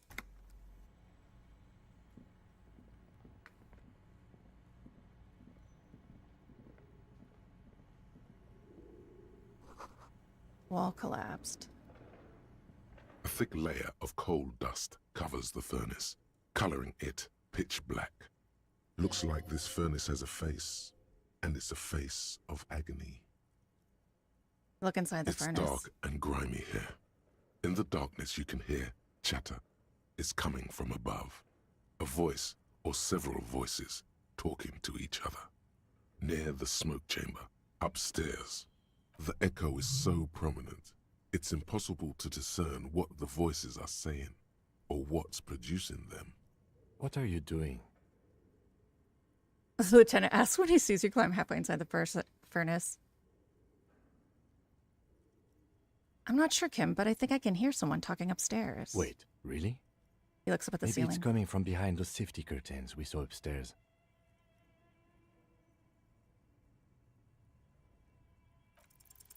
Something breaks loose in you. A mighty bellow echoes throughout the chimney's depths. The chatter of tiny voices above suddenly cease. Then,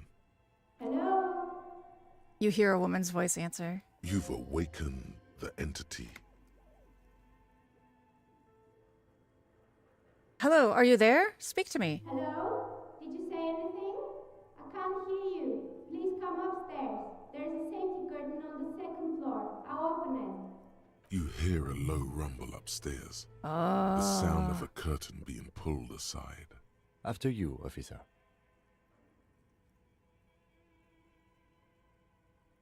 Okay.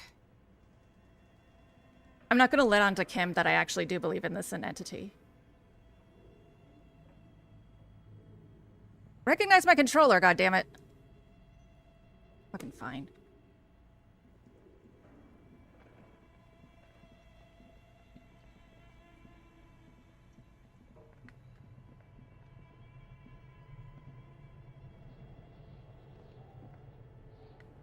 Let me up.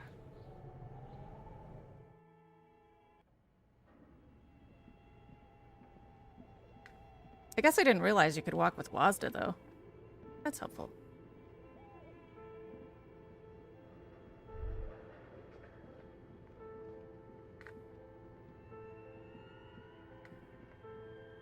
Are you an actual person? Hello. I'm Nia. Novelty dice maker. A bird-like woman sits on a throne of tools with emerald light shining through her hair. Did you try knocking on my window? I must have missed you. I've been listening to my Melius. She taps on her headphones. So what kind of die are you looking for? Could this be the malicious entity? Perhaps it's wise to go along with this masquerade for now. She's got a direct view to the backyard. You should interrogate her about the lynching.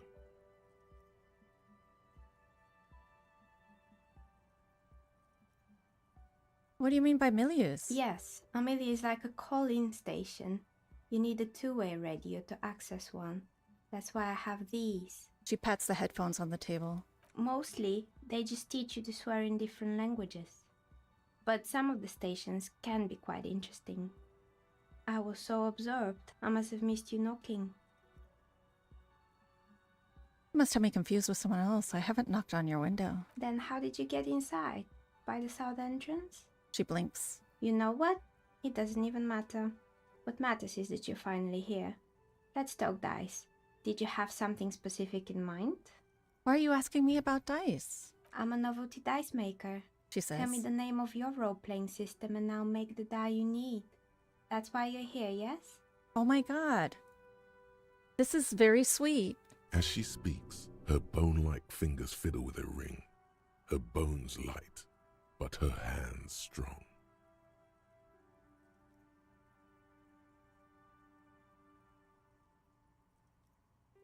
I'm not interested in buying dice right now. I'm a police officer. I need to ask some questions. Of course, I can see that. I just thought you were a police officer looking for dice. How else can I help you then? She tilts her bird-like head. Oh my god, you are precious. This person means you, or no one else, absolutely no harm. She will answer freely and honestly. What do you know about the man who was lynched behind the whirling and rafts? Nothing really. I didn't know him. Who cares about a dead body? We might be dealing with a malignant entity here. The lieutenant looks at his notebook, then the woman under the large window. Your window looks directly onto the courtyard. You're saying you didn't see or hear anything unusual last Sunday evening? I'm sorry, detective, but as you know, I usually have my headphones on when I'm working. It shuts out most of the daily ruckus behind my window. What do you mean by the daily ruckus? Well, There's always something going on in the Whirling's backyard. She stopped to try and come up with an example. During daytime, there are usually those kids. And lately, I've been seeing a lot of drunk workers hanging about. Must be because of the strike. She's not sorry to disappoint you. Informing on someone in a murder investigation would intrude upon her focused existence. But I never saw anyone during that fateful Sunday night, I'm afraid. You often work Sunday nights? It's an odd profession, making dice for people.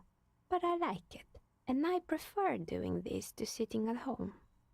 And you never took your eyes off the work to look out of the window? I might have, but in this case, all I would have seen is my own reflection staring back from the darkness. It's really hard to make anything out in the yard when it's dark outside. Besides, I rarely get up to look out the window when I'm in the zone. I see. Thank you for your answers. Anything else, officer? How'd you become a dice maker? How did I become one? It was a business decision. I was a regular jeweler at first, but that's an unfocused field with too much competition. Some of my friends were role players. They asked me to make some polyhedral dice out of cobalt. That was my first order. I grew it from there. Do you like role-playing games yourself? Not especially. I like working with rare materials and a steady pay. And role players as customers? They're nice people. They are. A tabletop person or a gamer as a customer, by and large, real sweet. She's thankful for the security they provide her. Hey, where are we anyway? What is this place? We're inside the chimney of an old central furnace. It's strange, I know. She looks at the ruddy bricks that make up the walls. Even though they've been repainted, there are still signs of coal black soot here and there. But when I arrived here, all the other rooms were taken, so I had to build myself a makeshift home. Besides, I don't really have to pay any rent here, so that's a plus. Plaisance was right. There's an entity living in the chimney. You should ask her about the curse. Creative. The lieutenant looks around the spacious room, its ceiling fading into shadows here. I've heard this place is cursed. Did you know that people call it the doomed commercial area? I've heard the stories, but I don't think those stories are true. She nods as the wind howls in from the furnace shaft above.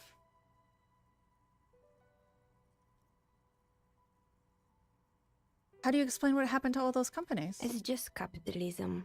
We only hear about tales of success, so it's often surprising to realize how many ventures actually fail. Yeah. Plaisance is the one who sent me. She's convinced that the place is swarming with malicious energies. Plaisance, the bookshop lady? She raises her I've heard brows. that her business is doing rather well. Have the energies spared her somehow?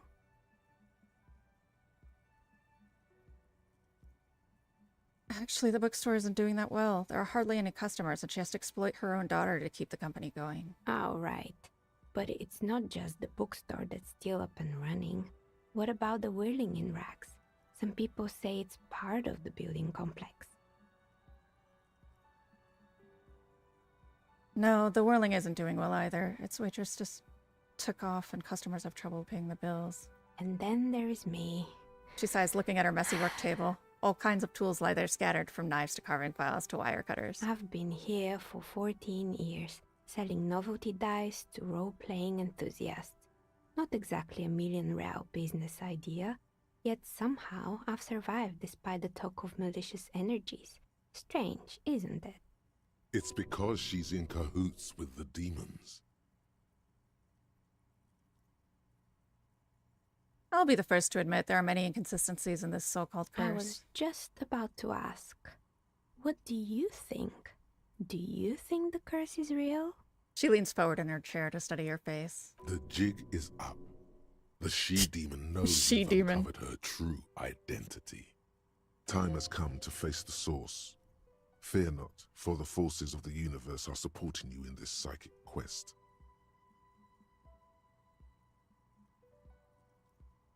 Honestly, I'm still not sure. This world is a puzzling place. Is it now? She squints at you from her I've always desk. thought it's a rather mundane and boring place with no supernatural surprises in sight. Well, if you ever find a way to explain all those inconsistencies in the curse, let me know. Plaisance is not going to like what you have to tell her.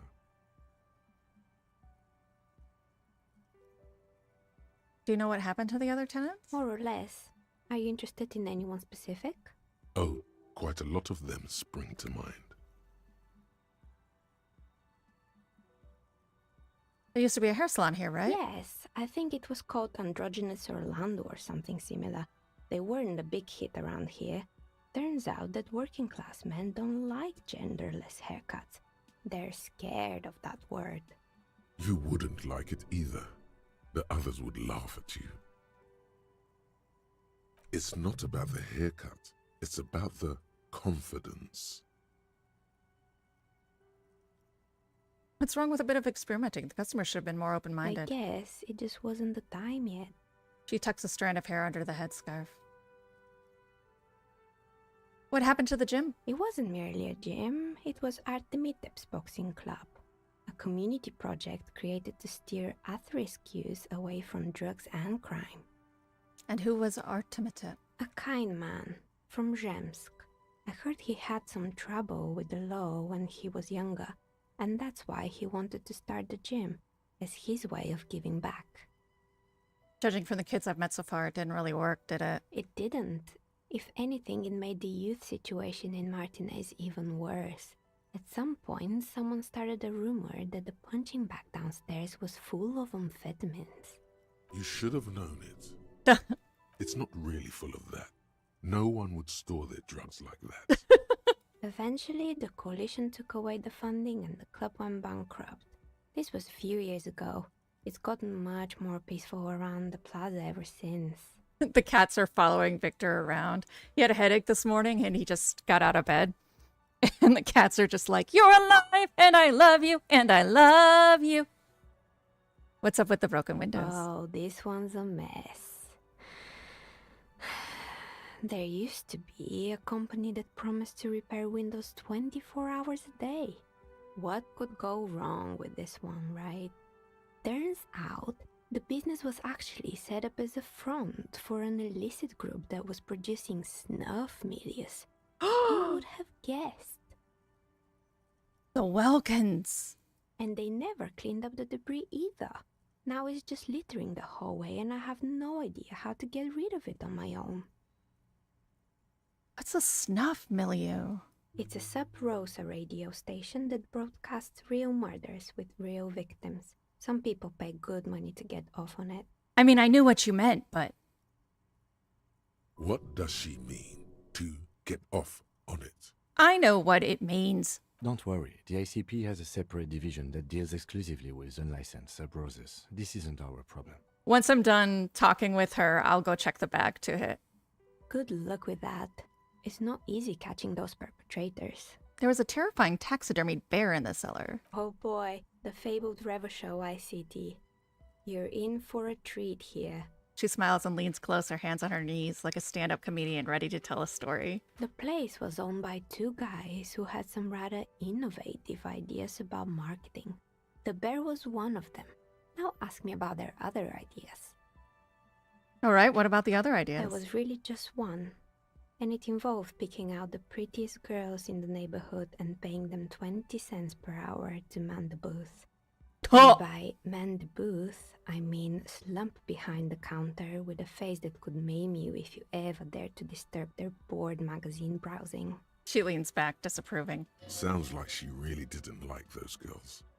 I know a girl just like that. She works in Friet as a cashier. She's not particularly friendly. Employing silky teenage girls is a widespread practice, yes. Unfortunately, they always come in packs.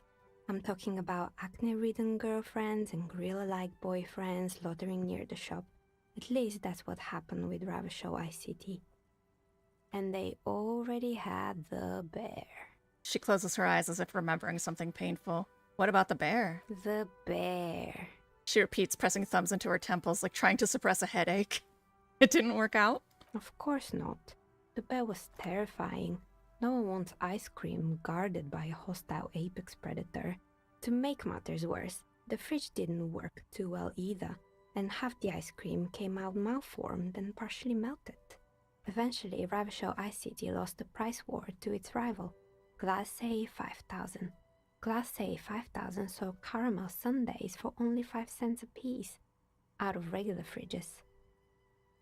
It's the market doing its job. Maybe, because the taxidermist who made the bear definitely wasn't. Doing his job, I mean. How come? He said that the bear was his vision beast. He said he met his vision beast while high on desiccants. Called it Megatherion. Scary, but cool. Megatherion? Megatherion. A mega wild beast. High on desiccants, right? Don't eat the packets. Very cool, but I don't want to hear about bears anymore. Let's move on. I totally understand. Anything else? Found the building's intercom, but it's not working. Oh, right. I hope you didn't try to ring me. I think none of those doorbells work, including mine. I'm still in the middle of connecting the wires. Sorry about the confusion. The doorbell with the empty name card must belong to her then. A strange thing happened when I tried calling a company named Slipstream SCA. Someone answered. It can't be true. They don't work here anymore. They've been gone for years. She looks like she doesn't really believe you. Are you sure it was Slipstream SCA? Was it a woman? Maybe it was Plaisance from the bookstore. She said she was from Tricentennial Electrics. Tricentennial Electrics? There's a moment before she recognizes the name. It used to be a major electric company 100 years ago. Are you sure it wasn't just some kids playing a prank on you? No, it was something else. It was Yeah, eerie. no, that was a straight up ghost. Whatever happened, keep your cool. It's probably better to admit that it was a harmless prank. Might have been some sort of rare electrical anomaly. A prank is more likely, no? Oh, the kids these days. We were just one of them, and now they're terrorizing us. No solidarity. I saw a name East. You know what? We can come back. She's not gonna I'm disappear. listening. Good. I hope it clarified things a bit. What else? How much does a die cost? Of course. Tell me what you have in mind.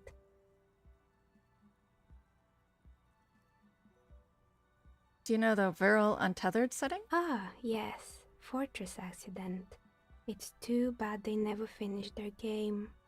The Viral Untethered die is a variation of a standard role-playing die. Only, instead of plants, it uses motifs of ice and death. And loss, of course.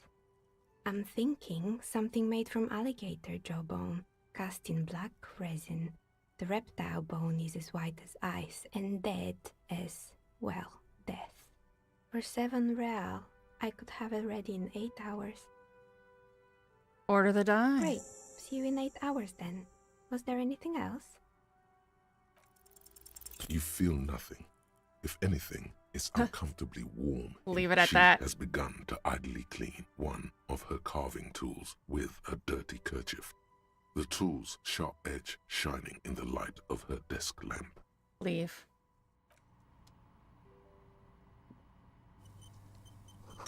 I'm very close to having enough money for that and a room. I just have to click on some green dots. Okay.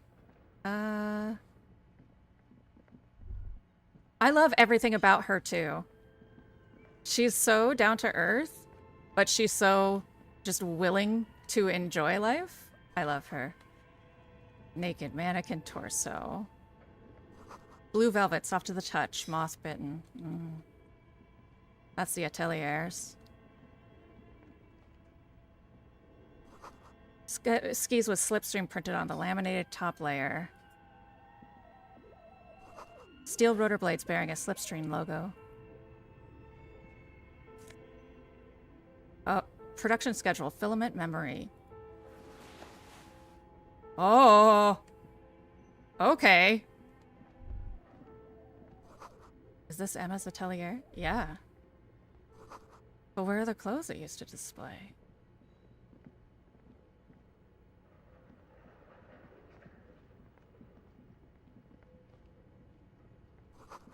Airship rotors covered in spider webs. They remind you of blades.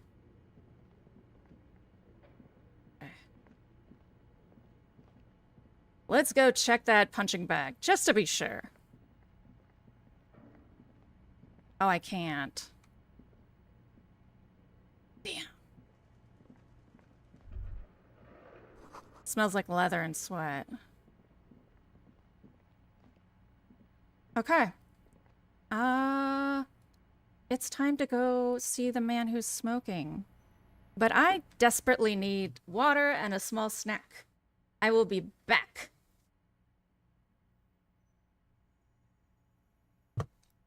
Victor was already doing it. Okay.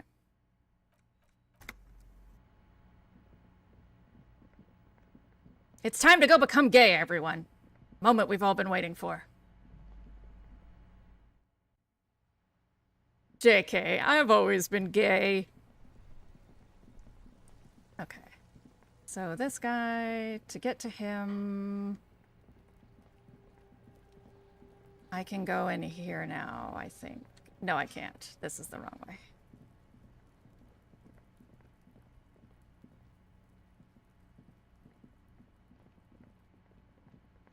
I've been queer the whole time! Nothing but queers here. Queers and neuroatypicals.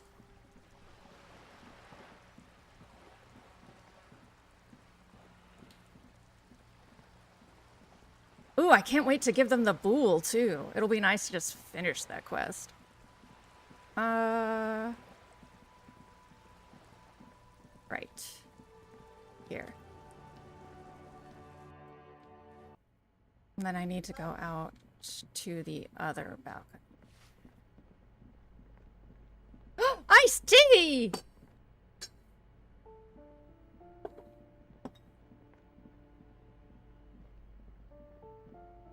Balcony.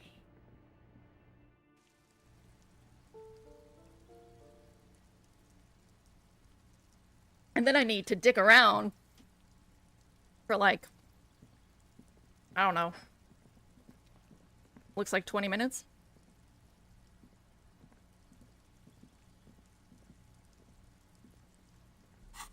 I definitely want to take off this flashlight. The cube-like crisscross of filaments feels oddly fragile in your hand, its intricate structure carved in dust. Silver tape on the side reads, production schedule. Note, this filament contains information that can be read using a radio computer. That's a crazy device. Electrochemistry. Savoir-faire.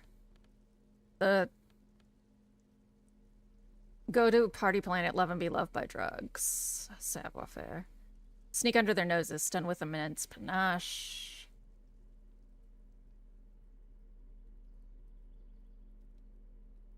Okay. So I need to focus on either electrochemistry or savoir-faire.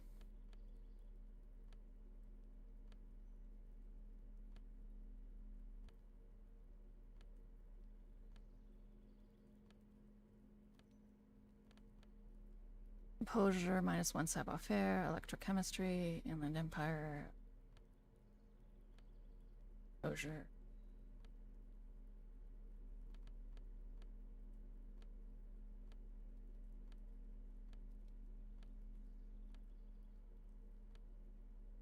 I mean, here we go.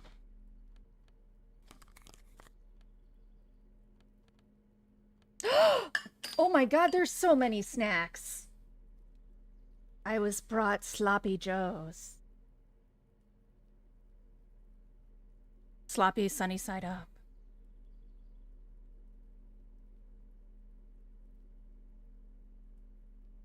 I don't know if it's vegan, what we call it. Sloppy Veronicas? Sloppy Vos?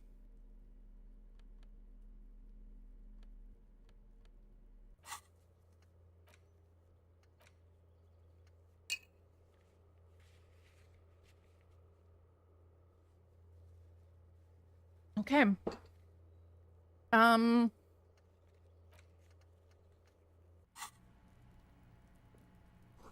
The curtain shift just a little. Someone is watching from within. Yeah, I know.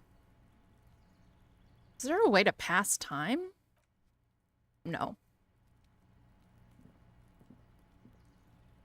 We just have to stand around, so I guess I'm gonna shut off my mic so you don't hear me eating because I'm very conscious of misophonia. But we're gonna hang out.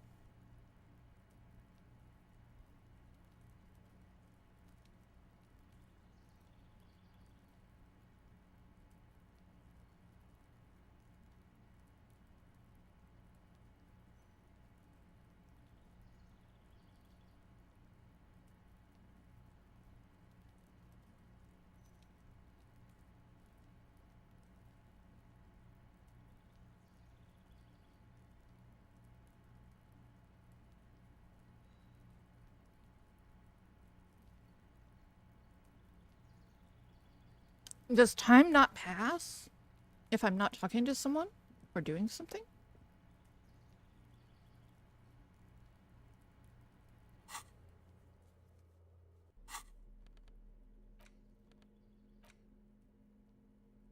The Greatest Innocence by João Paulo Salomão Lopes de Fuego.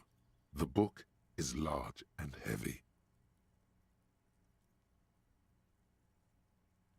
Browsing through the various chapters, you try your best to understand the ceaseless overflow, the sprawl of names, dates, places, events historical.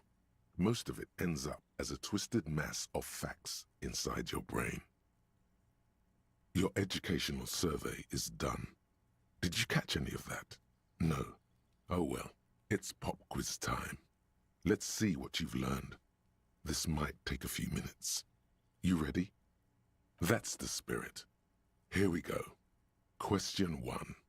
Who was the first innocence? Dolores Day. Incorrect.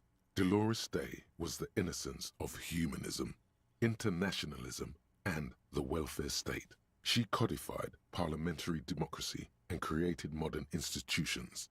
Among these, the moral intern, she was powerful and beautiful on all her icons.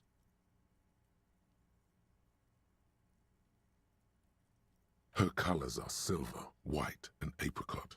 And when you think her name, Dolores, stomach acid rises to the back of your throat, and it hurts. You see a flash silver, a wreath, an airport bag, and blonde hair. You don't know why. Another choice, perhaps? Steer clear of this one. There's something terrible about this one. Yes, the quiz is impersonal. No need to rouse sensations in yourself at the mention of Dolores Day. Who was the first innocence? It wasn't Dolores Day. Then go with your best guess. Isn't that what students are trained to do when they don't know the answer? Incorrect. Sola resigned after an assassination attempt by a Yugo nationalist who blamed her for not taking the side of the left during the turn-of-the-century revolutions. Innocences don't usually resign. Care to try again? Incorrect. Sola was anointed during the previous century and even lived to see the current one. She was an urban planner who spoke her mind and largely left history to its own devices, encouraging people to excel on their own rather than prescribing to a deified model of history. She is often called an anti-innocence. Sola resigned after an assassination attempt by a Yugo nationalist who blamed her for not taking the side of the left during the turn-of-the-century revolutions. Correct. Nothing much is known about him. It's not even clear that he was a he, but Franco Negro presumed as such and called him Pius. He's depicted as a young man with molten gold pouring out of his mouth. All he spoke was gold. It's said he invented God and equality of men before God. He also introduced the gold standard as a way for measuring people's love for Aurum. As the first innocence, he declared that there should be more of those like him. It is presumed his disciples were the beginning of the Holy Party, the founding party. Question 2. Who was the strongest innocence? Let me out! Easy. Everybody knows the answer to this. You, me, anybody. Incorrect. Oh my god. Oh my god.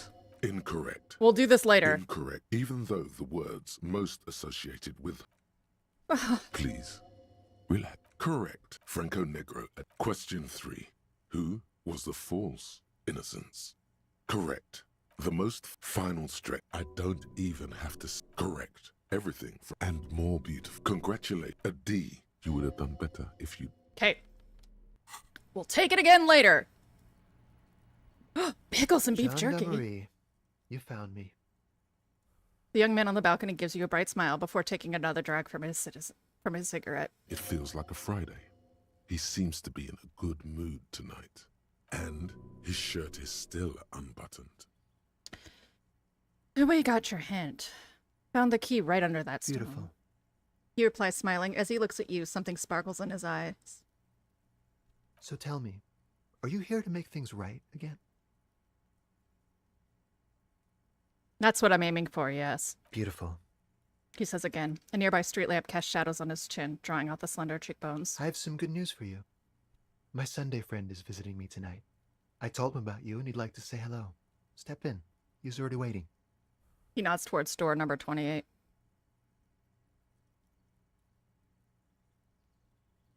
Very well, I'll talk to him, but first I want to talk to you. I have so many questions. That's nice, but I don't have anything to tell you. It's my friend you're looking for, not me. He takes another drag of his unfiltered cigarette and looks around. It's getting dark and the neighboring windows have lit up one by one. Downstairs, a cat crosses the yard, disappearing into the bush. Besides, I've got to run. He's going to leave you alone again. That's sad. Something tells you you're never going to talk to an individual this cool or mysterious ever again. I just found you again. Just look at it. It's a beautiful night. Who's going to stay in on a night like this? He gestures towards distant motorways, all leading to Golden La Delta. He's right. Only losers go to bed early. Time to break out the booze. Only if you promise that we'll talk again. It's important. Something flutters in the corner of the lieutenant's mouth as you're saying those words. We'll talk. And the smoker assures you, brushing his hand through the hair. Just not tonight. Take care, all right?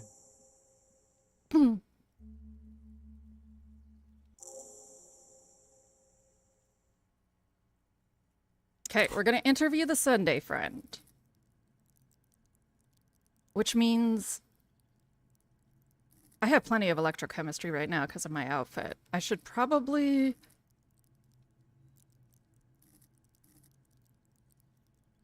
Yeah.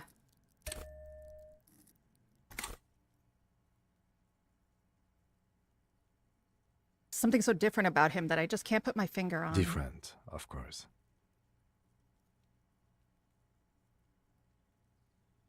He smells good. Why on earth does he smell so good? He smells good.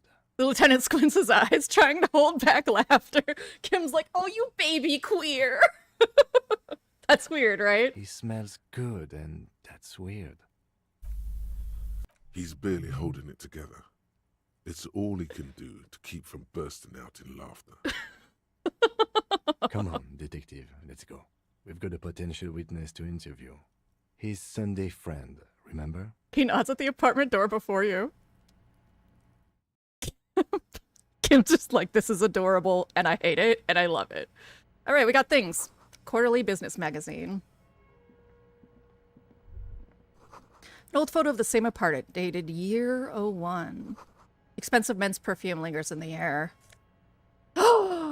Party dragon silk robe?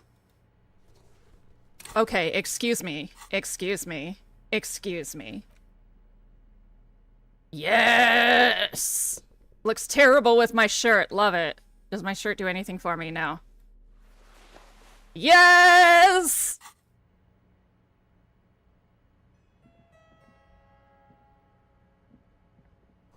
An exquisite canopy bed made of metal.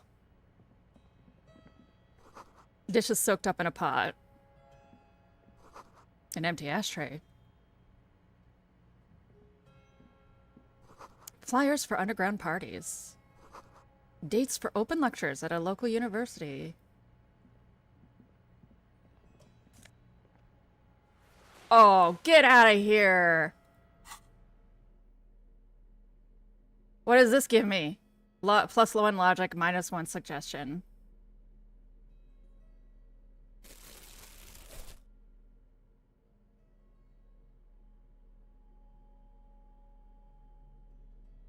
To be honest, I probably should not be losing. And even if it looks terrible, I should be considering that the shirts give me benefits.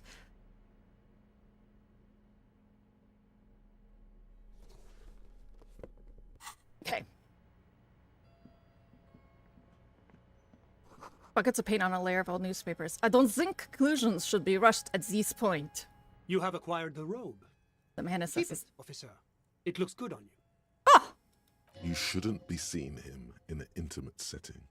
For some reason, you feel this man is your superior. Superior, but he's not in the command chain. His hands are clean and well manicured. This is a man who knows the importance of appearances. My name is Charles Vildrouin, and I am an official with the coalition government. I work for the Institute of Price Stabilité on assignment from Monsieur Laclé. I heard you talking to my friend outside. Very good. Super. I am here to assist you in any way possible. Ask me about the hanging. No, first ask an innocuous personal question to get the interview off on the right foot. Yes, make it clear you're the one setting the terms here. Yeah, let's fuck with him. Who does he think he is? Assisting you?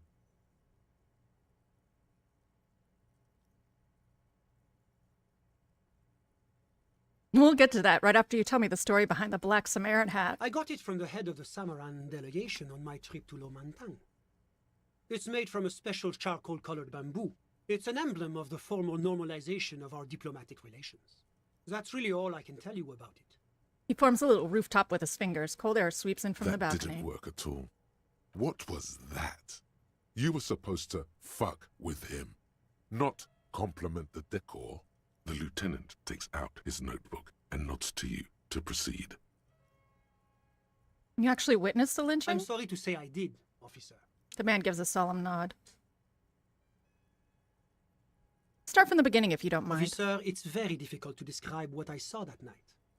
It was so surreal to me, like in a play. What do you mean, like in a play? It was just so strange. I could barely comprehend what was happening. I was on the balcony when it happened, getting some fresh air. I remember that first they came in, carrying what looked like a body. And then I saw all the surrounding windows go dead, one by one. That's when I understood. I should not be seeing this. Sounds like the victim was unconscious, or at least incapacitated. Interesting. Who are they? Can you describe them? I couldn't see their faces well, and there were quite a few of them. But they were very loud and very Martinez. He pauses, looking for the right wording. Let's just say that the laboring classes can get rather expressive with their profanities. How many of them were there? I couldn't tell you exactly. Less than 10. Maybe 8? The lieutenant sends you a sharp look at the mention of that number. Are any of them huge? Like 200 kilograms huge? That's a giant you're describing. No, they were all quite human, as far as I could tell. Did any of them look like drummers? Drummers? Why, no. But then, I don't know what a drummer is supposed to look like. I think we can drop the drummer angle. That was my bad. What happened I next? went back inside. Yes, back inside. Keep yourself safe from the killing. Were you able to see anything from inside? Officer, the yard was pitch black. There was nothing to see, but I could still hear their voices. They were threatening to kill that poor man. Were they men? Women? All men, I presume. But again, I couldn't see very clearly. But we are fairly certain the lady driver was present. The lieutenant flips through his notes. Are you sure at least one of them was a woman? It's possible, officer, but I cannot say with certainty. It was very dark, you must remember.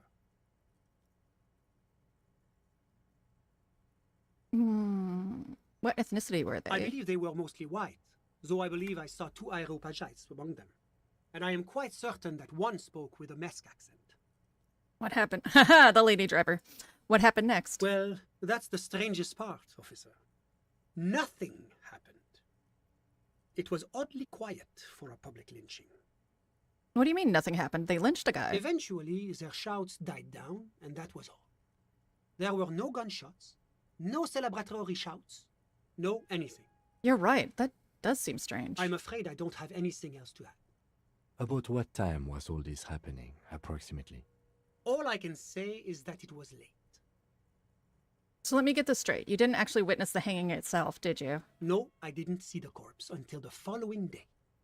Those are all my questions. Thanks for your time. Of course, anything I can do to assist the RCM.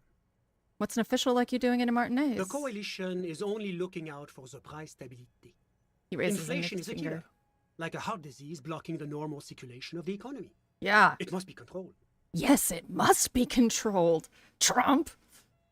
The economy impacts the entire international community, which is why it requires international oversight. Okay. But what are you doing here in this apartment? Well, I'm renovating it. It is an interesting project. The building used to be a 12-story skyscraper before the cannons took the top 4 stories off. This, of course, happened when the coalition forces landed here. You could say I'm undoing some of the material damage the international community caused when we arrived here. What is the price stability? It is the most important thing. Ah, that clears everything It's up. the central goal of any sound monetary policy. Maintaining the price stability is essential to maintaining high levels of economic activity, which is essential for maintaining high levels of employment, which is essential for maintaining the social stability.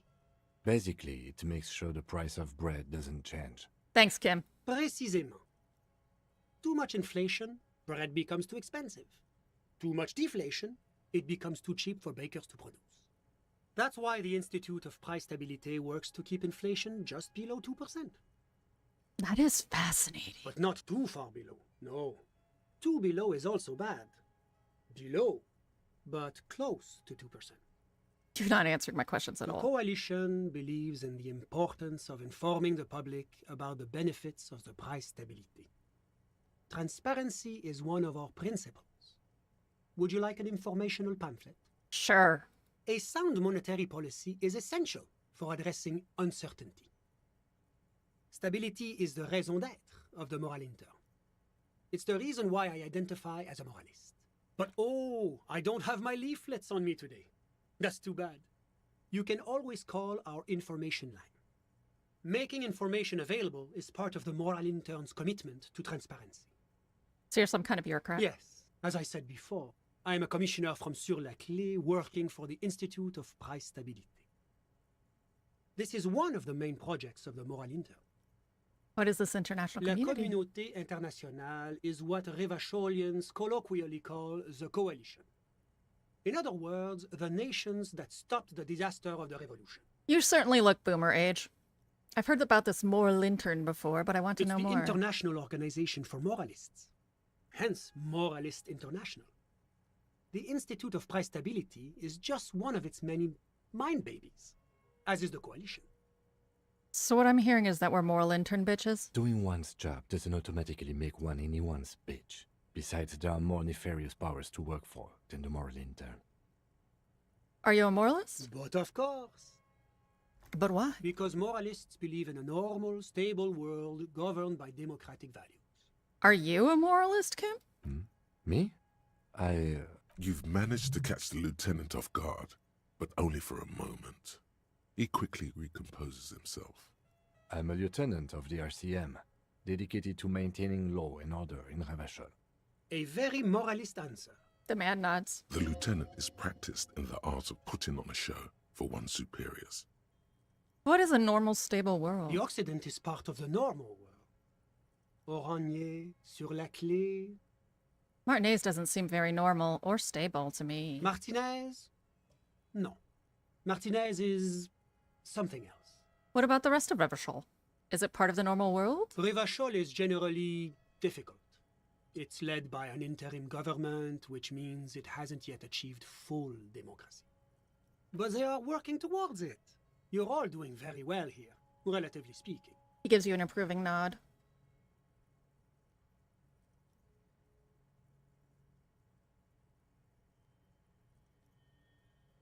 It's like every time I'm talking to people, I'm choosing option D because I'm a fucking moderate. I'm not actually a moderate. It's just they don't give me the kind of answers that I would actually pick.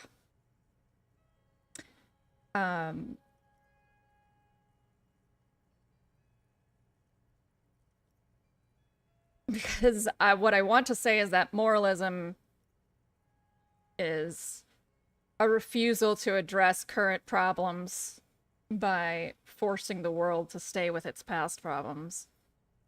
Essentially, fear of solutions and growth as people. Also fear of egalitarianism. But I can't say that, so I'm gonna get...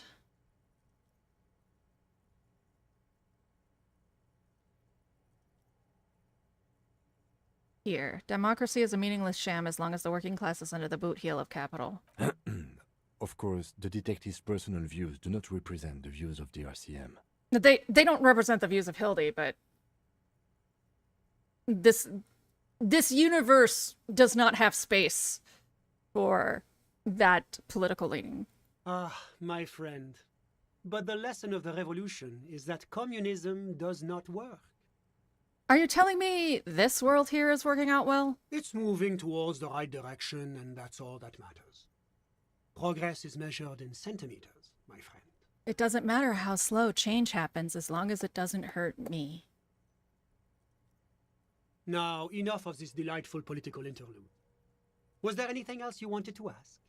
So tell me about Sur-la-Clé. What's there to say?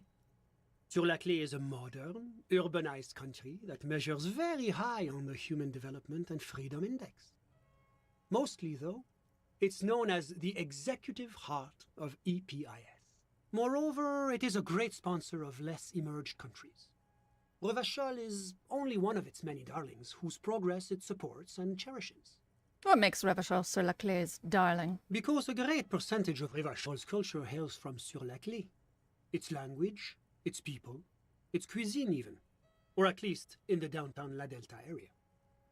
Jamrock and other parts of the international zone have been mercifully spared of Sur-la-Clé's love for meatballs and mashed potatoes. Oh! So it's Sweden! Tell me about Oranje. Oranje is an exemplary nation who, as a core member of EPIS, contributes 28% of our annual budget. Next to Sur-la-Clé, Oranje is probably the most prominent member of the international community. Did you hear him yell? Did you hear him yell at me? He yelled at me.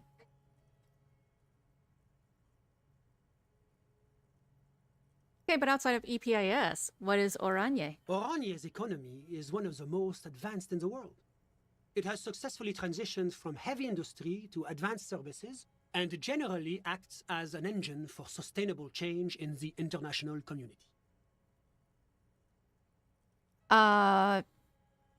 Sur-la-Clé is pseudo-Sweden. Oh, my gate's too high. You can't hear him. He is doing a purr.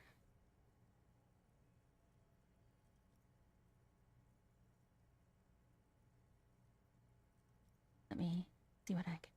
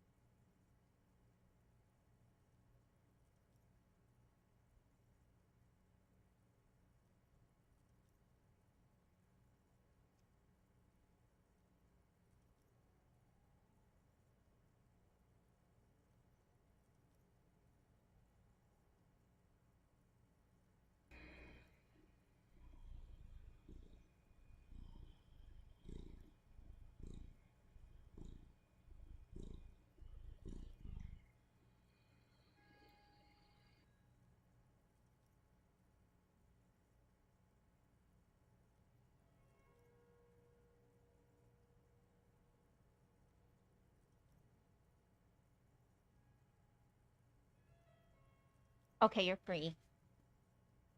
Or at least you can readjust. He's kind of afraid of the microphone. Like, he wants to be in my lap all the time, but when the microphone moves, he finds it kind of scary. There. We did get to hear some purrs. That took me shutting off every single one of my noise cancelers, so there might be... I might have to fuck around with it again. Can't you just talk like a normal person? About what? About Orne. Just tell me what it's like there. Oh, it's very urban and very well organized. Their streets are clean, their horse cars run on time, the people are polite and efficient. Like I said, they are an example for less emerged nations to follow. Enough business. Let's talk about something else. Whatever you wish, officer. Can you tell me about your friend? Ah, my friend. My friend is a good young man. His family immigrated here from Kedra, and life has not been easy for him. But he understands the importance of education. He has taken his future into his own hands, and that's all that matters. What's Kedra? Kedra is a candidate member of APIS. But, between you and me, their potential membership is a more contentious issue. So, we're talking about the EU, and now Kedra is Turkey. That it's never going to happen. They entered negotiations in 21, and it's been pending ever since. But that doesn't tell me anything about Kedra itself. Is it warm there, cold, something in between? It's warm. It's also known for its mandarin trees and dust storms from Supramundi. Kedra's an emerging market, but it still has a long way to go. Maybe that's why my friend's menage decided to emigrate. How did you two even become friends? How did any of us become friends? Bad things happening on the Insulindian Isola? Oil platforms ablaze in the night? Civil wars lasting for years? Finally, the international community is forced to step in. You're describing how the coalition occupied Revachol. One of the wonders of democracy is that everyone is allowed to have his own opinion. And not just allowed, encouraged even. Have you ever tried debate?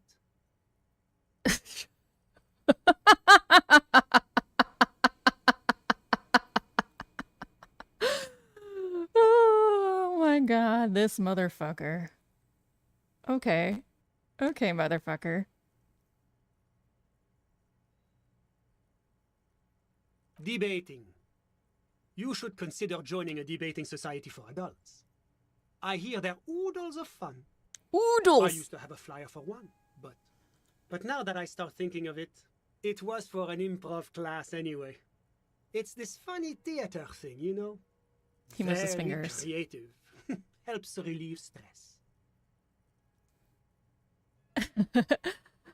Megan. Okie dokie, have fun being queer. I've got to draw mommy to romance. Enjoy your Minthara love. You still haven't told me who he is. Sorry. Who? Man throws a quick glance at his watch. Your friend, the smoker on the balcony. But I told you, officer. He's a bright young man here to pursue his education. Education is the foundation of our future, especially the arts. It is a cornerstone of our civilization. What's his real name? Officer, you have to understand. I can't give you his personal information. I'm sure you have your own methods and databases, right? Please don't put me in this situation. So all you can tell me about him is that he's here to study the arts. He's deeply enmeshed in the study of the fine arts, yes. Which arts? He's a truly free spirit. He likes all the arts. Perhaps graphic design, printmaking, who knows? The world is open wide for a talented youth like him. I see. He's your prostitute. It's something I'm else in all mind. ears, officer. Thanks, I've got all A I moment, need. Officer. Do you have everything you need from me? I'm afraid we won't have the chance to speak again once you leave. Hold on, why can't we It's talk against later? diplomatic best practices for an official in my position to be discussing murders with local militiamen. And I'm pressed for time. After you leave, I should be leaving as well. Thanks for the heads up, but my work here is done. Of course. I'm glad I could help.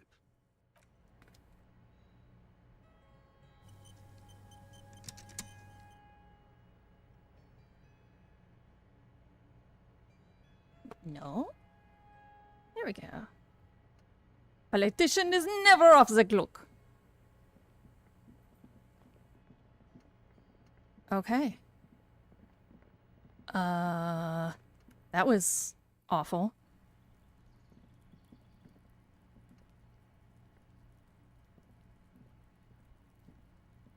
Yes? Okay, nothing. We'll go back to the whirling in rags then.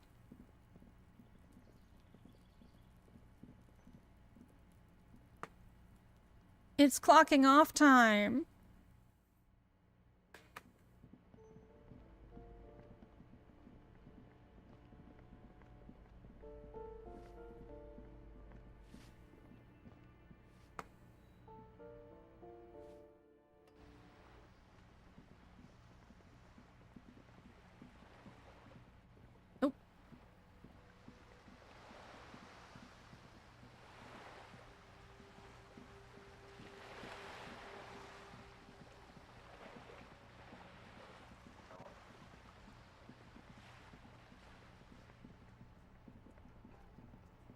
Are the old men still here? It's a little late. I'll talk to them tomorrow. Let me pay for my room. Can I help you? Got the 20 real? Good. Yeah. You got the room for the night, but remember... How could anyone forget, asshole? Seriously. Okay.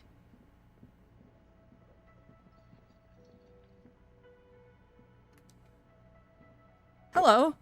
I said go up. Thank you. Okay, so we go to the balcony for our debrief. Let us go.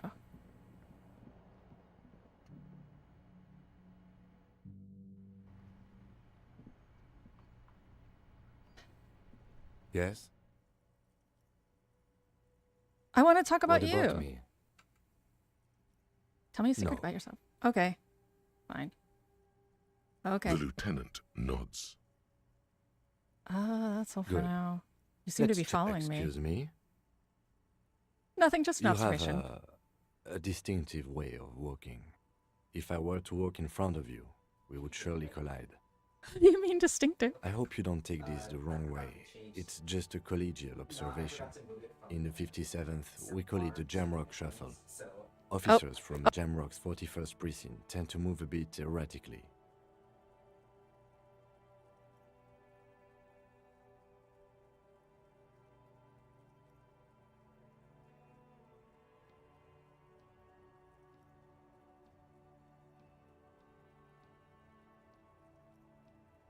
Let's see if that cuts Victor off. They say it's a scene-clearing technique developed by one of your lieutenants for gathering evidence. It's erratic, yet thorough. Prioritizes containers. Are you kidding me? Why containers? I don't know. Containers contain, I guess.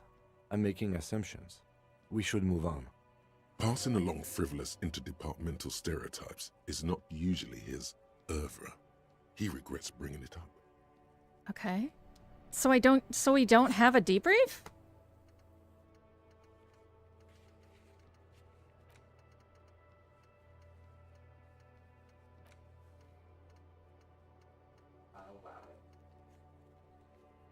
No, he's still getting through.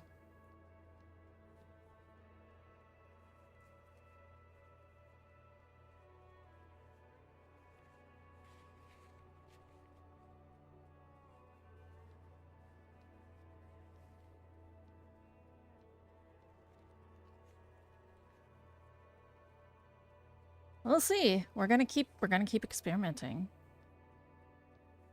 See what happens. Looks like he shows up about 40 to 45, so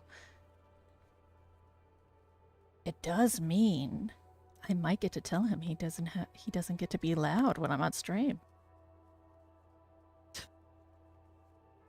That would be kind of mean. But also, what would happen? Okay. Completed. Tuesday. Alright.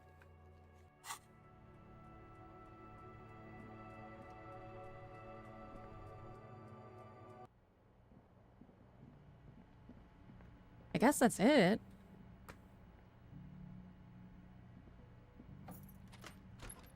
See you in the morning. Yeah, I guess so.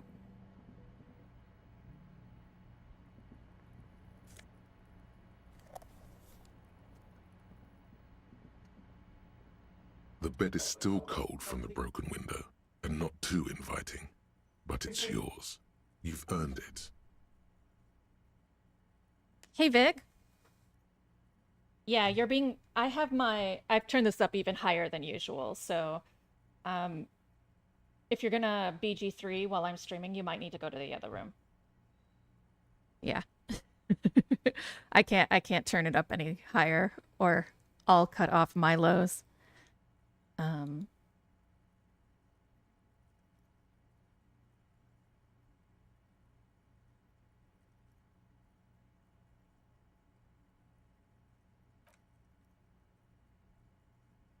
The bed is still cold from the wind blowing in from the broken window. The mattress creaks as you close your eyes and try your hardest to fall asleep. Here we are again, my broken bud. The waves are coming, carrying you away. But you can't go. No, you have to stay. Always half aware of yourself. You're not cooperating, brother man. Why? It's your disgusting body. Even through your sleep, you feel a vague discomfort suffusing it. Your belly and your sides are unpleasantly tender. You wish you could curl up into a fetal ball of safety. But you cannot, because of the pain.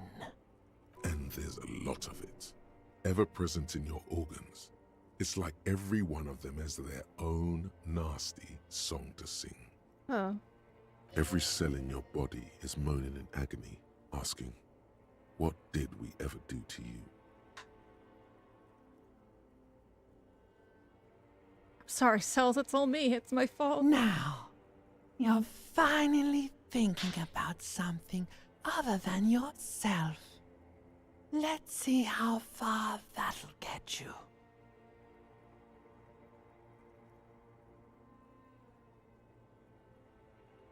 I think I need medical attention. Oh, yes. That'll check you out. Give you some pills. Make it all okay. The Wonder Makers. Don't be stupid, Harry. It's not happening. They don't make new kidneys and livers in hospital.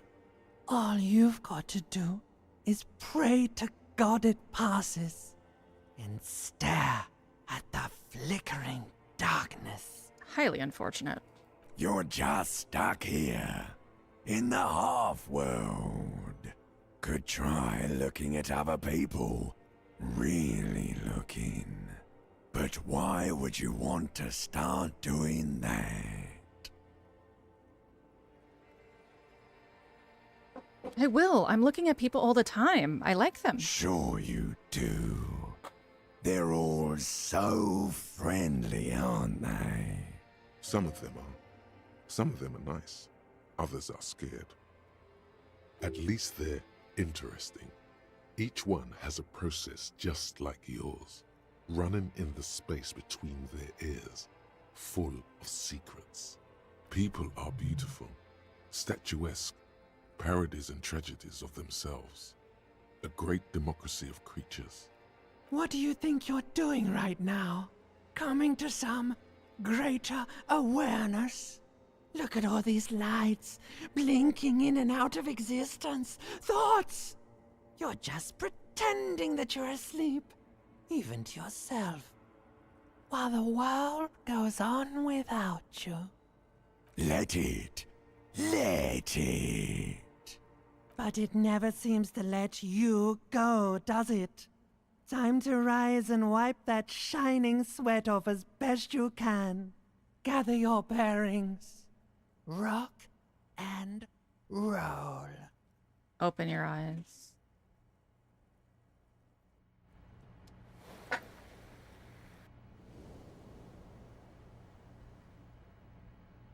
Okay. That was a rough night. That was a real rough night.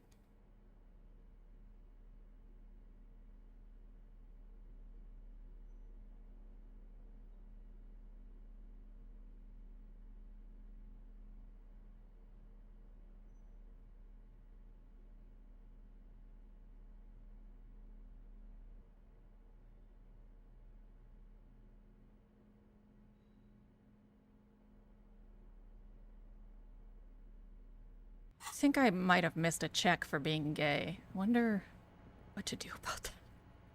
Maybe I don't get to be gay.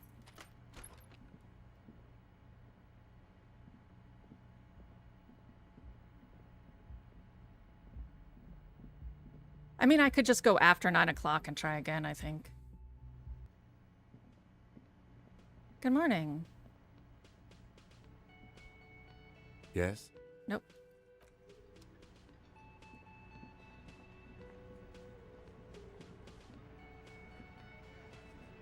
It's you again. What is it?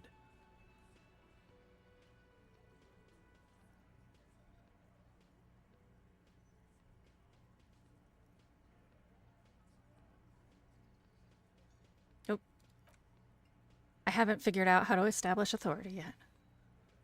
I'm not going to invoke Everett. I don't want to. I feel like that's an issue. Hi, gendarme. Another rendezvous.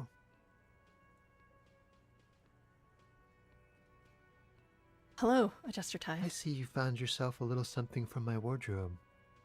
Not bad. Not bad at all. What brings you here? Oh, it's so high. Could he be a member of the homosexual underground? Yes, this man is definitely one of the homos. I've seen them homos. I've seen them homos. This sexual thing seems interesting. Ask around. Become involved.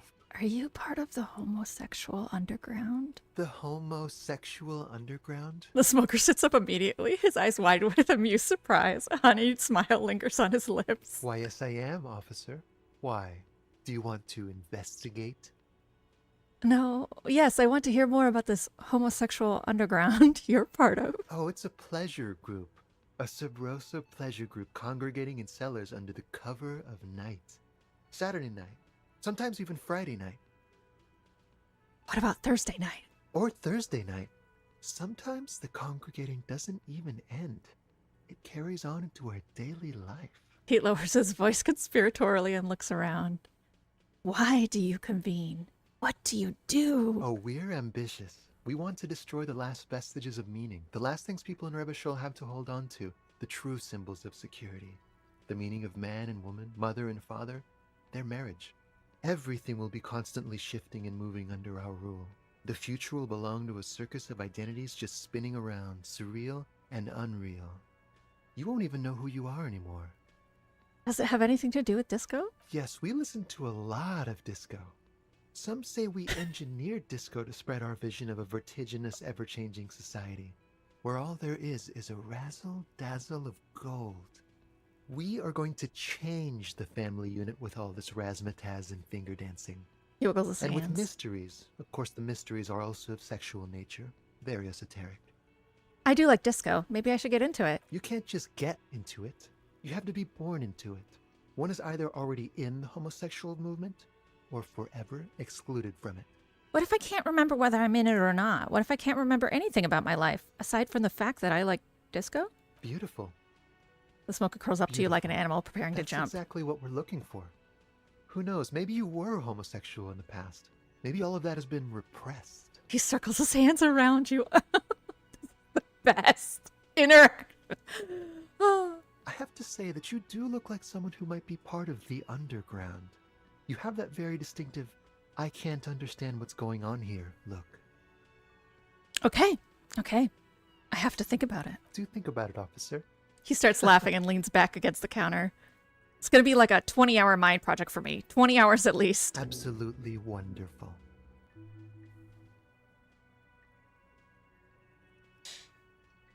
What are you doing here? Admiring the atmosphere. What about you, officer? I live here. My room is right upstairs. Convenient. But what are you doing here? Talking to me? About this robe I'm wearing. You can keep it. I don't mind. I can appreciate beauty when I see it. Thanks. It's like carrying a piece of you with me. Is it now? Well, enjoy it. I met your Sunday friend. You did. And how did you like him?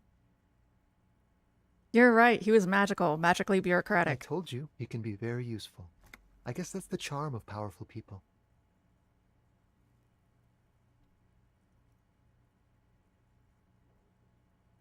Who is he? A visitor from the first world. He's not like you and me, gendarme. He smiles. He can always return. Return to his where? opportunities in Occident, sur la clé. Still. He breathes in and keeps his His lungs coming filled. and going brings some life to the village. Or is it just money? I don't know. What are you two? Friends, I told you. Sunday friends.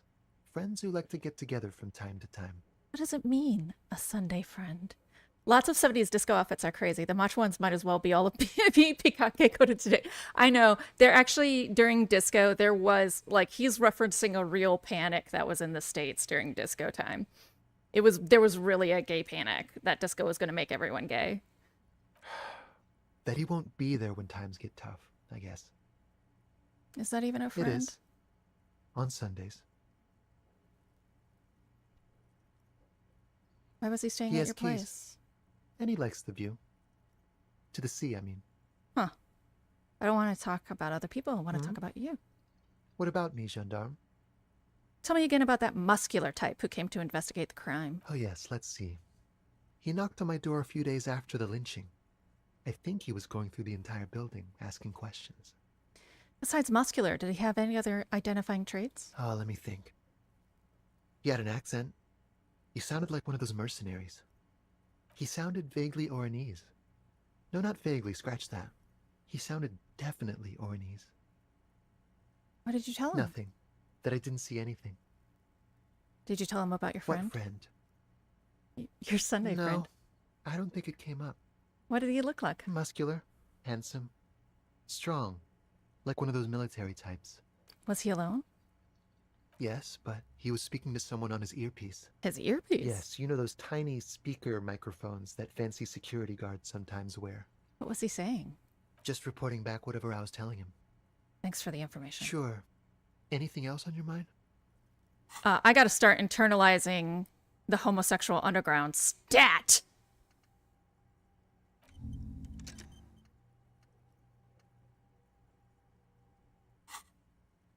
Leave. Bye-bye, gendarme. Hooray!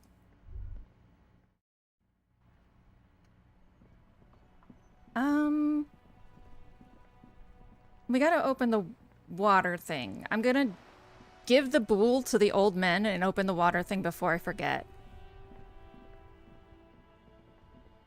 And then I might call it for now because we're gonna be streaming at 7 tonight.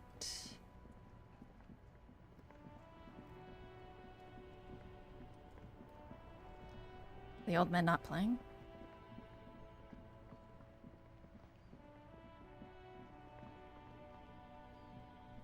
They are not playing. Great. Whatever. I didn't want to give you a bool anyway.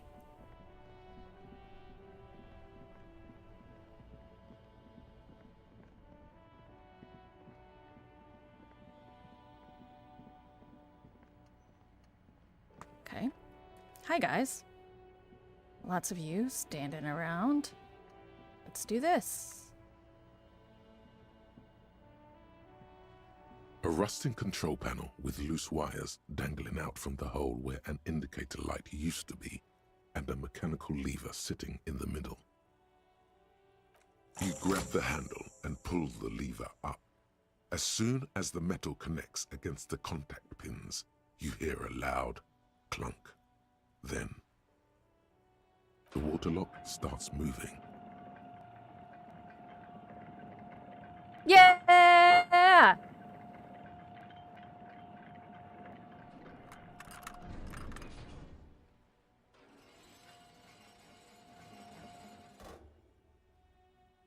Okay, if we ever need to get to the coast, then this is the way. But please, contain your wanderlust for now. I don't want us to get sidetracked, not with everything that's going on. Focus on one thing, achieve it, then the next, he thinks. That's the task chain. Sometimes that's not how it works.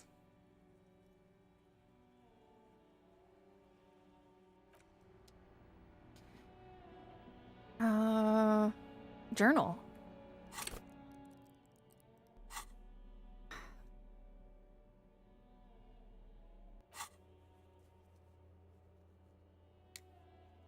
Okay.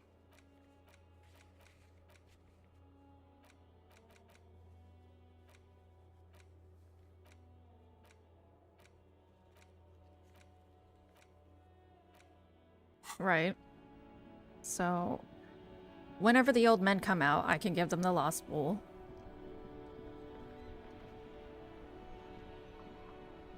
Oh, they're here. Okay. Hey, guess what? Hey, guess what? I did it! Officer!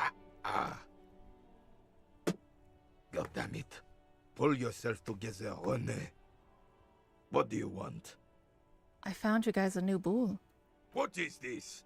Are you mocking us? This isn't for pétanque. Now, no need to get angry again, René. I'm sure the officer tried his best. It's not like there's a bull kiosk here in Martinez. I'm sorry, it's the best I could find. The best, huh? This isn't even a bull. But fine. I guess you did attempt to right your hooliganism. Consider it forgiven. Okay. I do have a very composure-ish outfit. So... Okay. Let's get composured.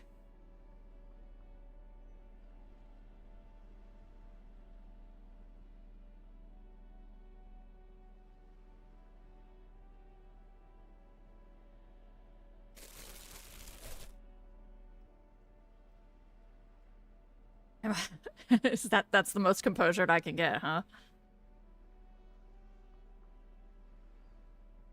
Apparently it is.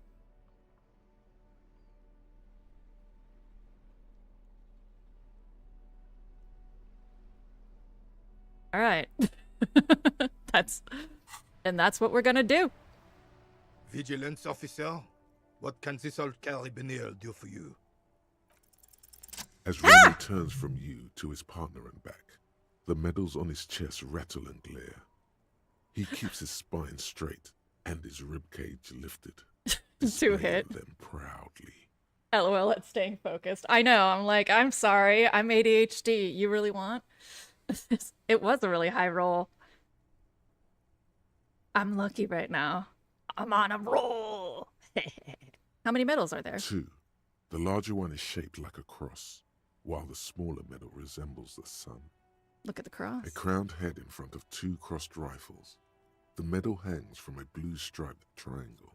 Look at the sun. A small blue star inside an orange sun. It has the word Valiance written below. The medals. Did you get them for... For bravery. He interjects. It's a conflicted topic for the old veteran. There must have been a number of controversial episodes in his service days. For bravery? For doing my duty in the heat of battle. For looking my mortality in the eye. When men like Gaston here hid in the bushes and shat themselves.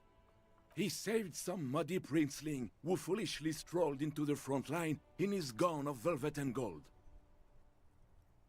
Saved a princeling. It was on the first months of Hello, the revolution Deschamps. here in Revachol. Unrest was spreading like wildfire. Marauders had taken most of the Couronne and were getting really ambitious. King Frisel thought he could end it all in one decisive strike. The old Sent carabiner runs cousin, his hands Brisson, over the larger to medal. put an end to the unrest. Alas, the young Brisson was all piss and no vinegar, wearing a tunic of purple velvet and cockatiel feathers to battle. Even his rifle was gold-plated, shone from 5 clicks away. Can you imagine the asininity? Literally anyone who wears purple to a battle and is royalty should be shot and killed. Purple velvet tunic. That isn't exactly camo. The lieutenant says thoughtfully. To keep the long and bloody story short, Drisson marched us against the partisans in Coron. And when I say marched, I mean made us walk into captured enemy territory, single file, like toy soldiers, while he rode in front on his giant red stallion. The rebels were smart. They let us come real close before opening fire. Suffice to say, it was carnage.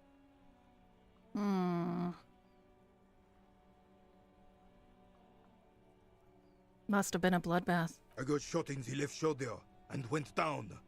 Just a flesh wound. But just as I turned over, the prince fell into the mud next to me. He was missing his lower jaw.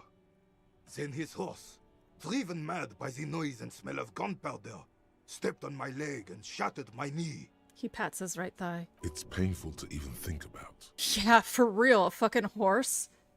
On your knee? Hang on to the story. Veterans get sentimental after such retellings. This might yield something useful. Okay, what did you do next? I grabbed my sidearm and shot the beast in the head. Then everything went black. Capitaine Arnoux, le fléau des chevaux. When I came to, it was all over. It was just me and Jolas Tresson, gurgling in the blood-soaked mud right next to me. He continues, ignoring his companion. I think that means the flea of the... It means something about... It was an insult.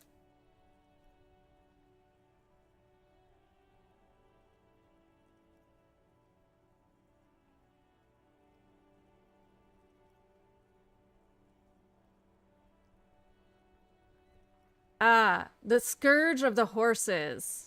Or a plague of the horse. A pest. Yeah, a pest. Like a pest or a nuisance. It can also sometimes be used as a joke.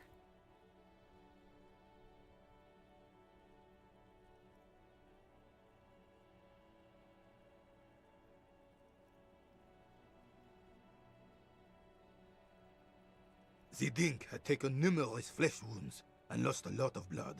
But despite missing his jaw, he seemed hesitant to die. Tougher than he looked, that one.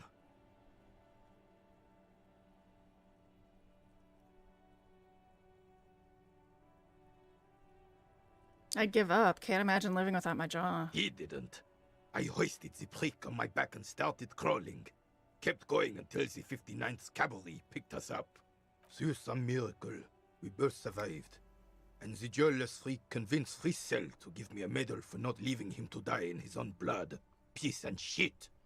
He was the commanding officer and I was on duty. Just doing my job.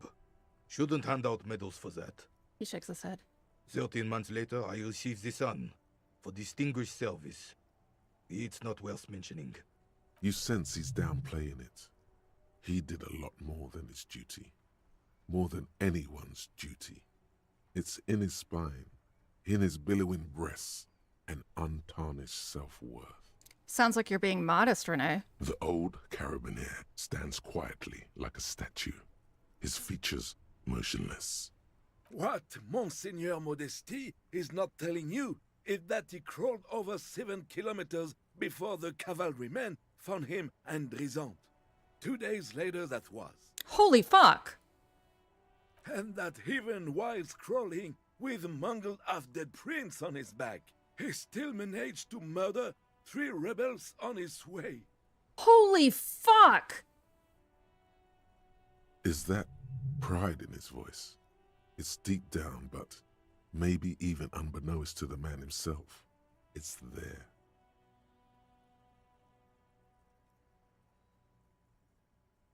You're just a little bit proud of Renee's heroics, aren't you? Sorry, officer, but you're reading me all wrong. He chuckles. I'm a man of peace, and these kinds of bloody heroics are only impressive to men like René himself. Certainly not to me. How did you find the story to be, officer? Quite impressive. It's men like Renee who made Revachol great once. Maybe, but also bear in mind, officer. They don't hand this out for anyone with a service record. He points to the sun-shaped metal on Renee's chest. Oh no, you have to get shot. Repeatedly. And you need to get your hands bloody too. Really, really bloody. Do not speak of what you know nothing about, Poltroon. Duty is something you will never understand. He slams the heel of his boot in the ground. Sounds like you're being modest, Renee. The old carabinier stands quietly like a statue. What monster? Oh, okay. Is that pride in his voice? It's deep down, but maybe... Maybe. Oh no. Do not speak of what you know nothing about, Poltroon. Duty is something you will never understand. Thanks for the story, Renee. Bah! His gaze There were wanders over many the such bay. stories in those days. Many such men, too. True Revacholians. Men with backbone. Oh yes, René, yes. Men were bigger, girls were prettier, and everyone wore the fascia.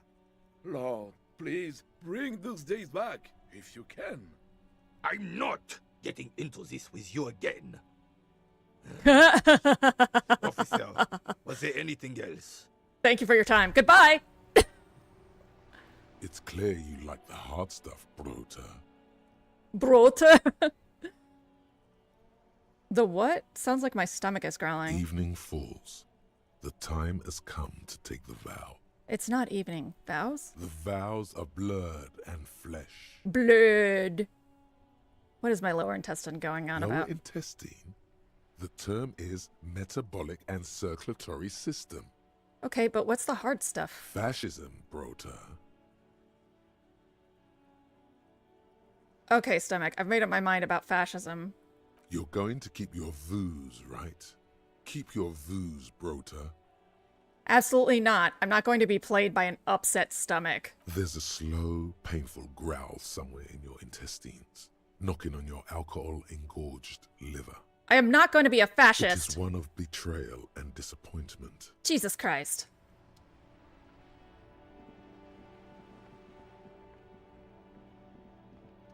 Okay.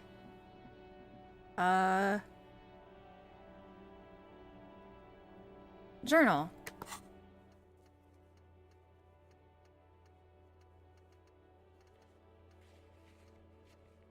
Pick up dice from the dice maker. Track down your badge, victim's tattoos, explore the whirlings. 2 signatures for Eberart. Find morale. We're gonna pick up dice from the dice maker. Yeah. We'll do that and then we'll finish up here.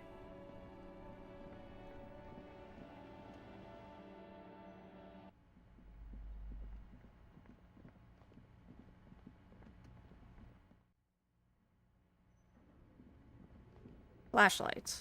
Oh, wait, Kim has something to say to me. It's dark. Lieutenant states, And oh. the flashlight works a Yeah, I know. Jesus Christ, Kim. You're gonna make fun of me every time? You didn't even give me a chance to put it in my hand. What?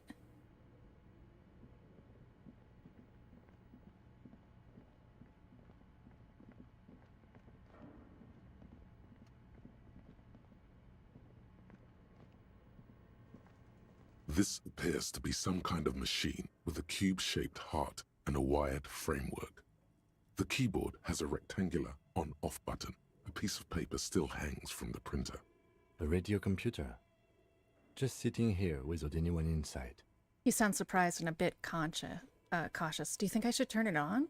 We have one of these down at the station, but I never really learned how to use it.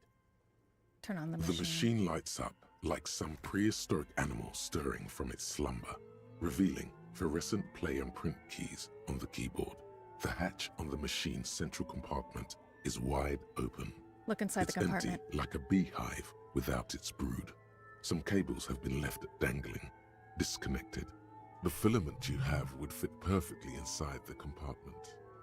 Insert the production schedule. Like a smooth drawer, the filament slides into place. On the keyboard, the play key starts blinking. Press play. A bar of fabric right above the keyboard starts producing a soft hum. The sound of static seeps through the machine's planar magnetic driver. Have you stirred the ghost of the doomed commercial area from its rest? Could this be its dismembered heart beginning to flutter? Oh no.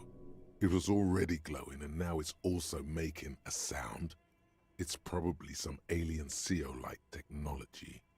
The static gets louder, slowly filling up the abandoned hall, until a voice speaks out, crackling and old, cutting into the air.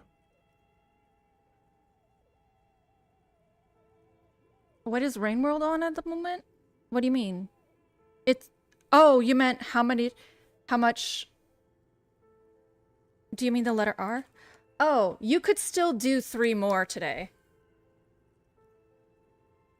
It's per each individual watcher, so you used it twice. You can do 3 more.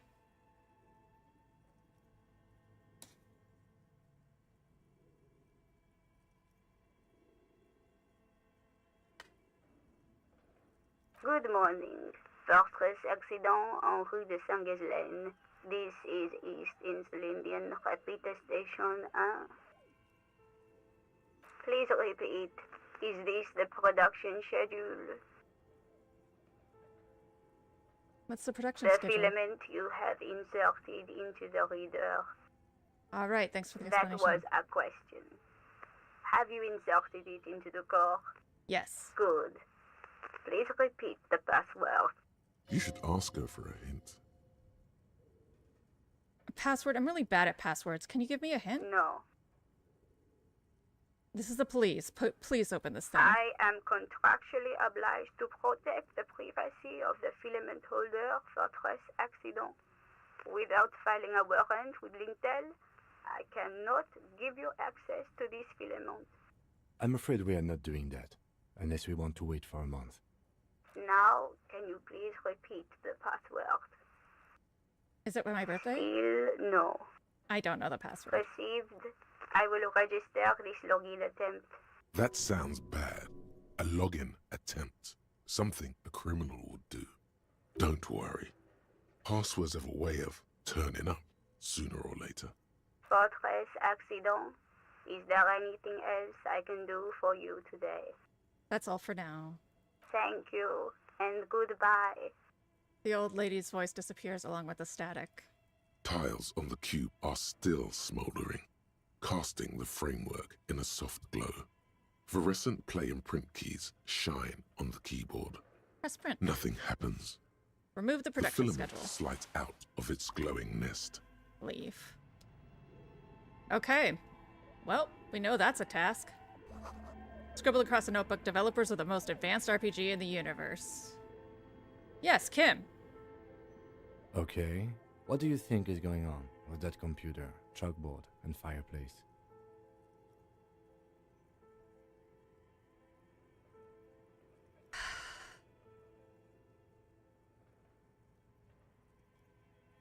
Looks like an undercover counterintelligence program. No, that's not it. I think Lieutenant takes a step back, steepling his hands. it looks like one of those popular pen and paper role-playing games. Only these people were trying to automate it, make it work on radio computers. Utter madness, he thinks, as a compliment. How are they planning to do Through that? call-in stations. None of the players have to be physically present. Anyone in the world can participate in the game, as long as they have a two-way radio. Have a good lurk. Then there's the Game Master frequency that listens in on the smaller call-in stations. I think that was supposed to coordinate the stories, functioning as a master of ceremonies of sorts. His fascination has swept aside other concerns for the moment. He's a little hooked. Has anyone ever done this before? Not to my knowledge. They make automated games in Grad, Messina, Königstein. You know, places with industry. But I don't think anyone has attempted to create an interinsulary game before. We just don't have the technology. And this was a role-playing game? Indeed, those Welkins are a dead giveaway. Role-playing people love that stuff. The world looks like a modified version of the WeWorld board game, with heat death thrown in. What do you think happened to the company? No idea. They stopped filling out the schedule on the chalkboard. Wow. Indeed, it's ambitious and untethered from reality, but The world is cold and lonely. This would keep it company. Let's finish it. It's too late for that, I'm afraid. He says, looking around the derelict room. The pipes howl and a rat crosses the floor. Okay, let's keep moving. Aww.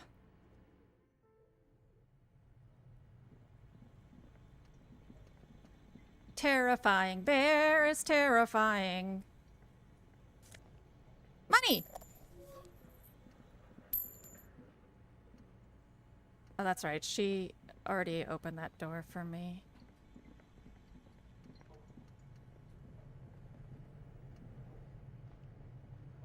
I just gotta go get my dice.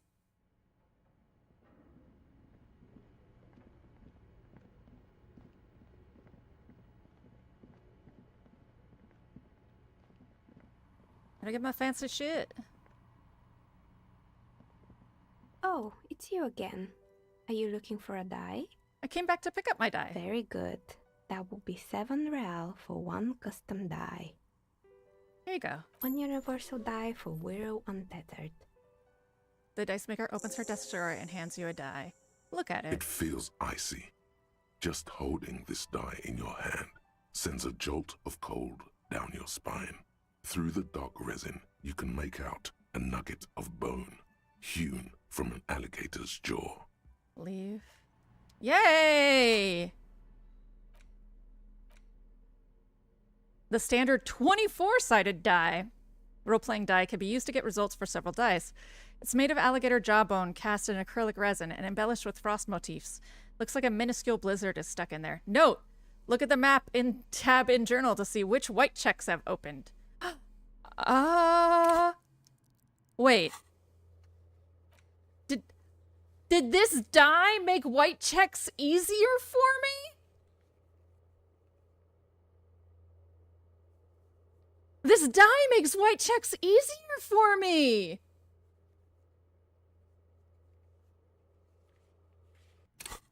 Heck yeah!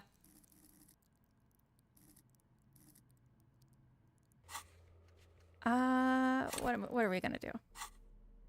I need to go to the white checks. So stop. Oh my god. I dislike heavily. Yeah, damaged ledger. Formidable conceptualization, electrochemistry. We could try the mirror. Well, I have to put a point. I want to put a point in something that will help me with this.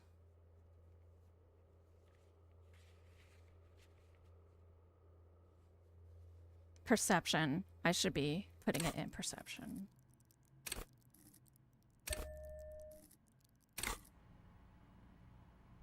Okay. All right. We're gonna stop right here because all the next steps are big, long journeys. I want to thank 2Hit and EO and Tev and Deschamps and all sorts of people. Megan.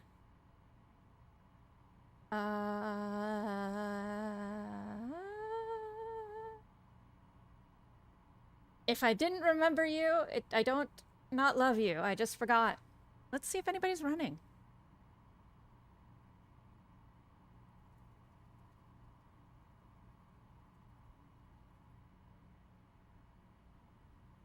Oh, there are people running.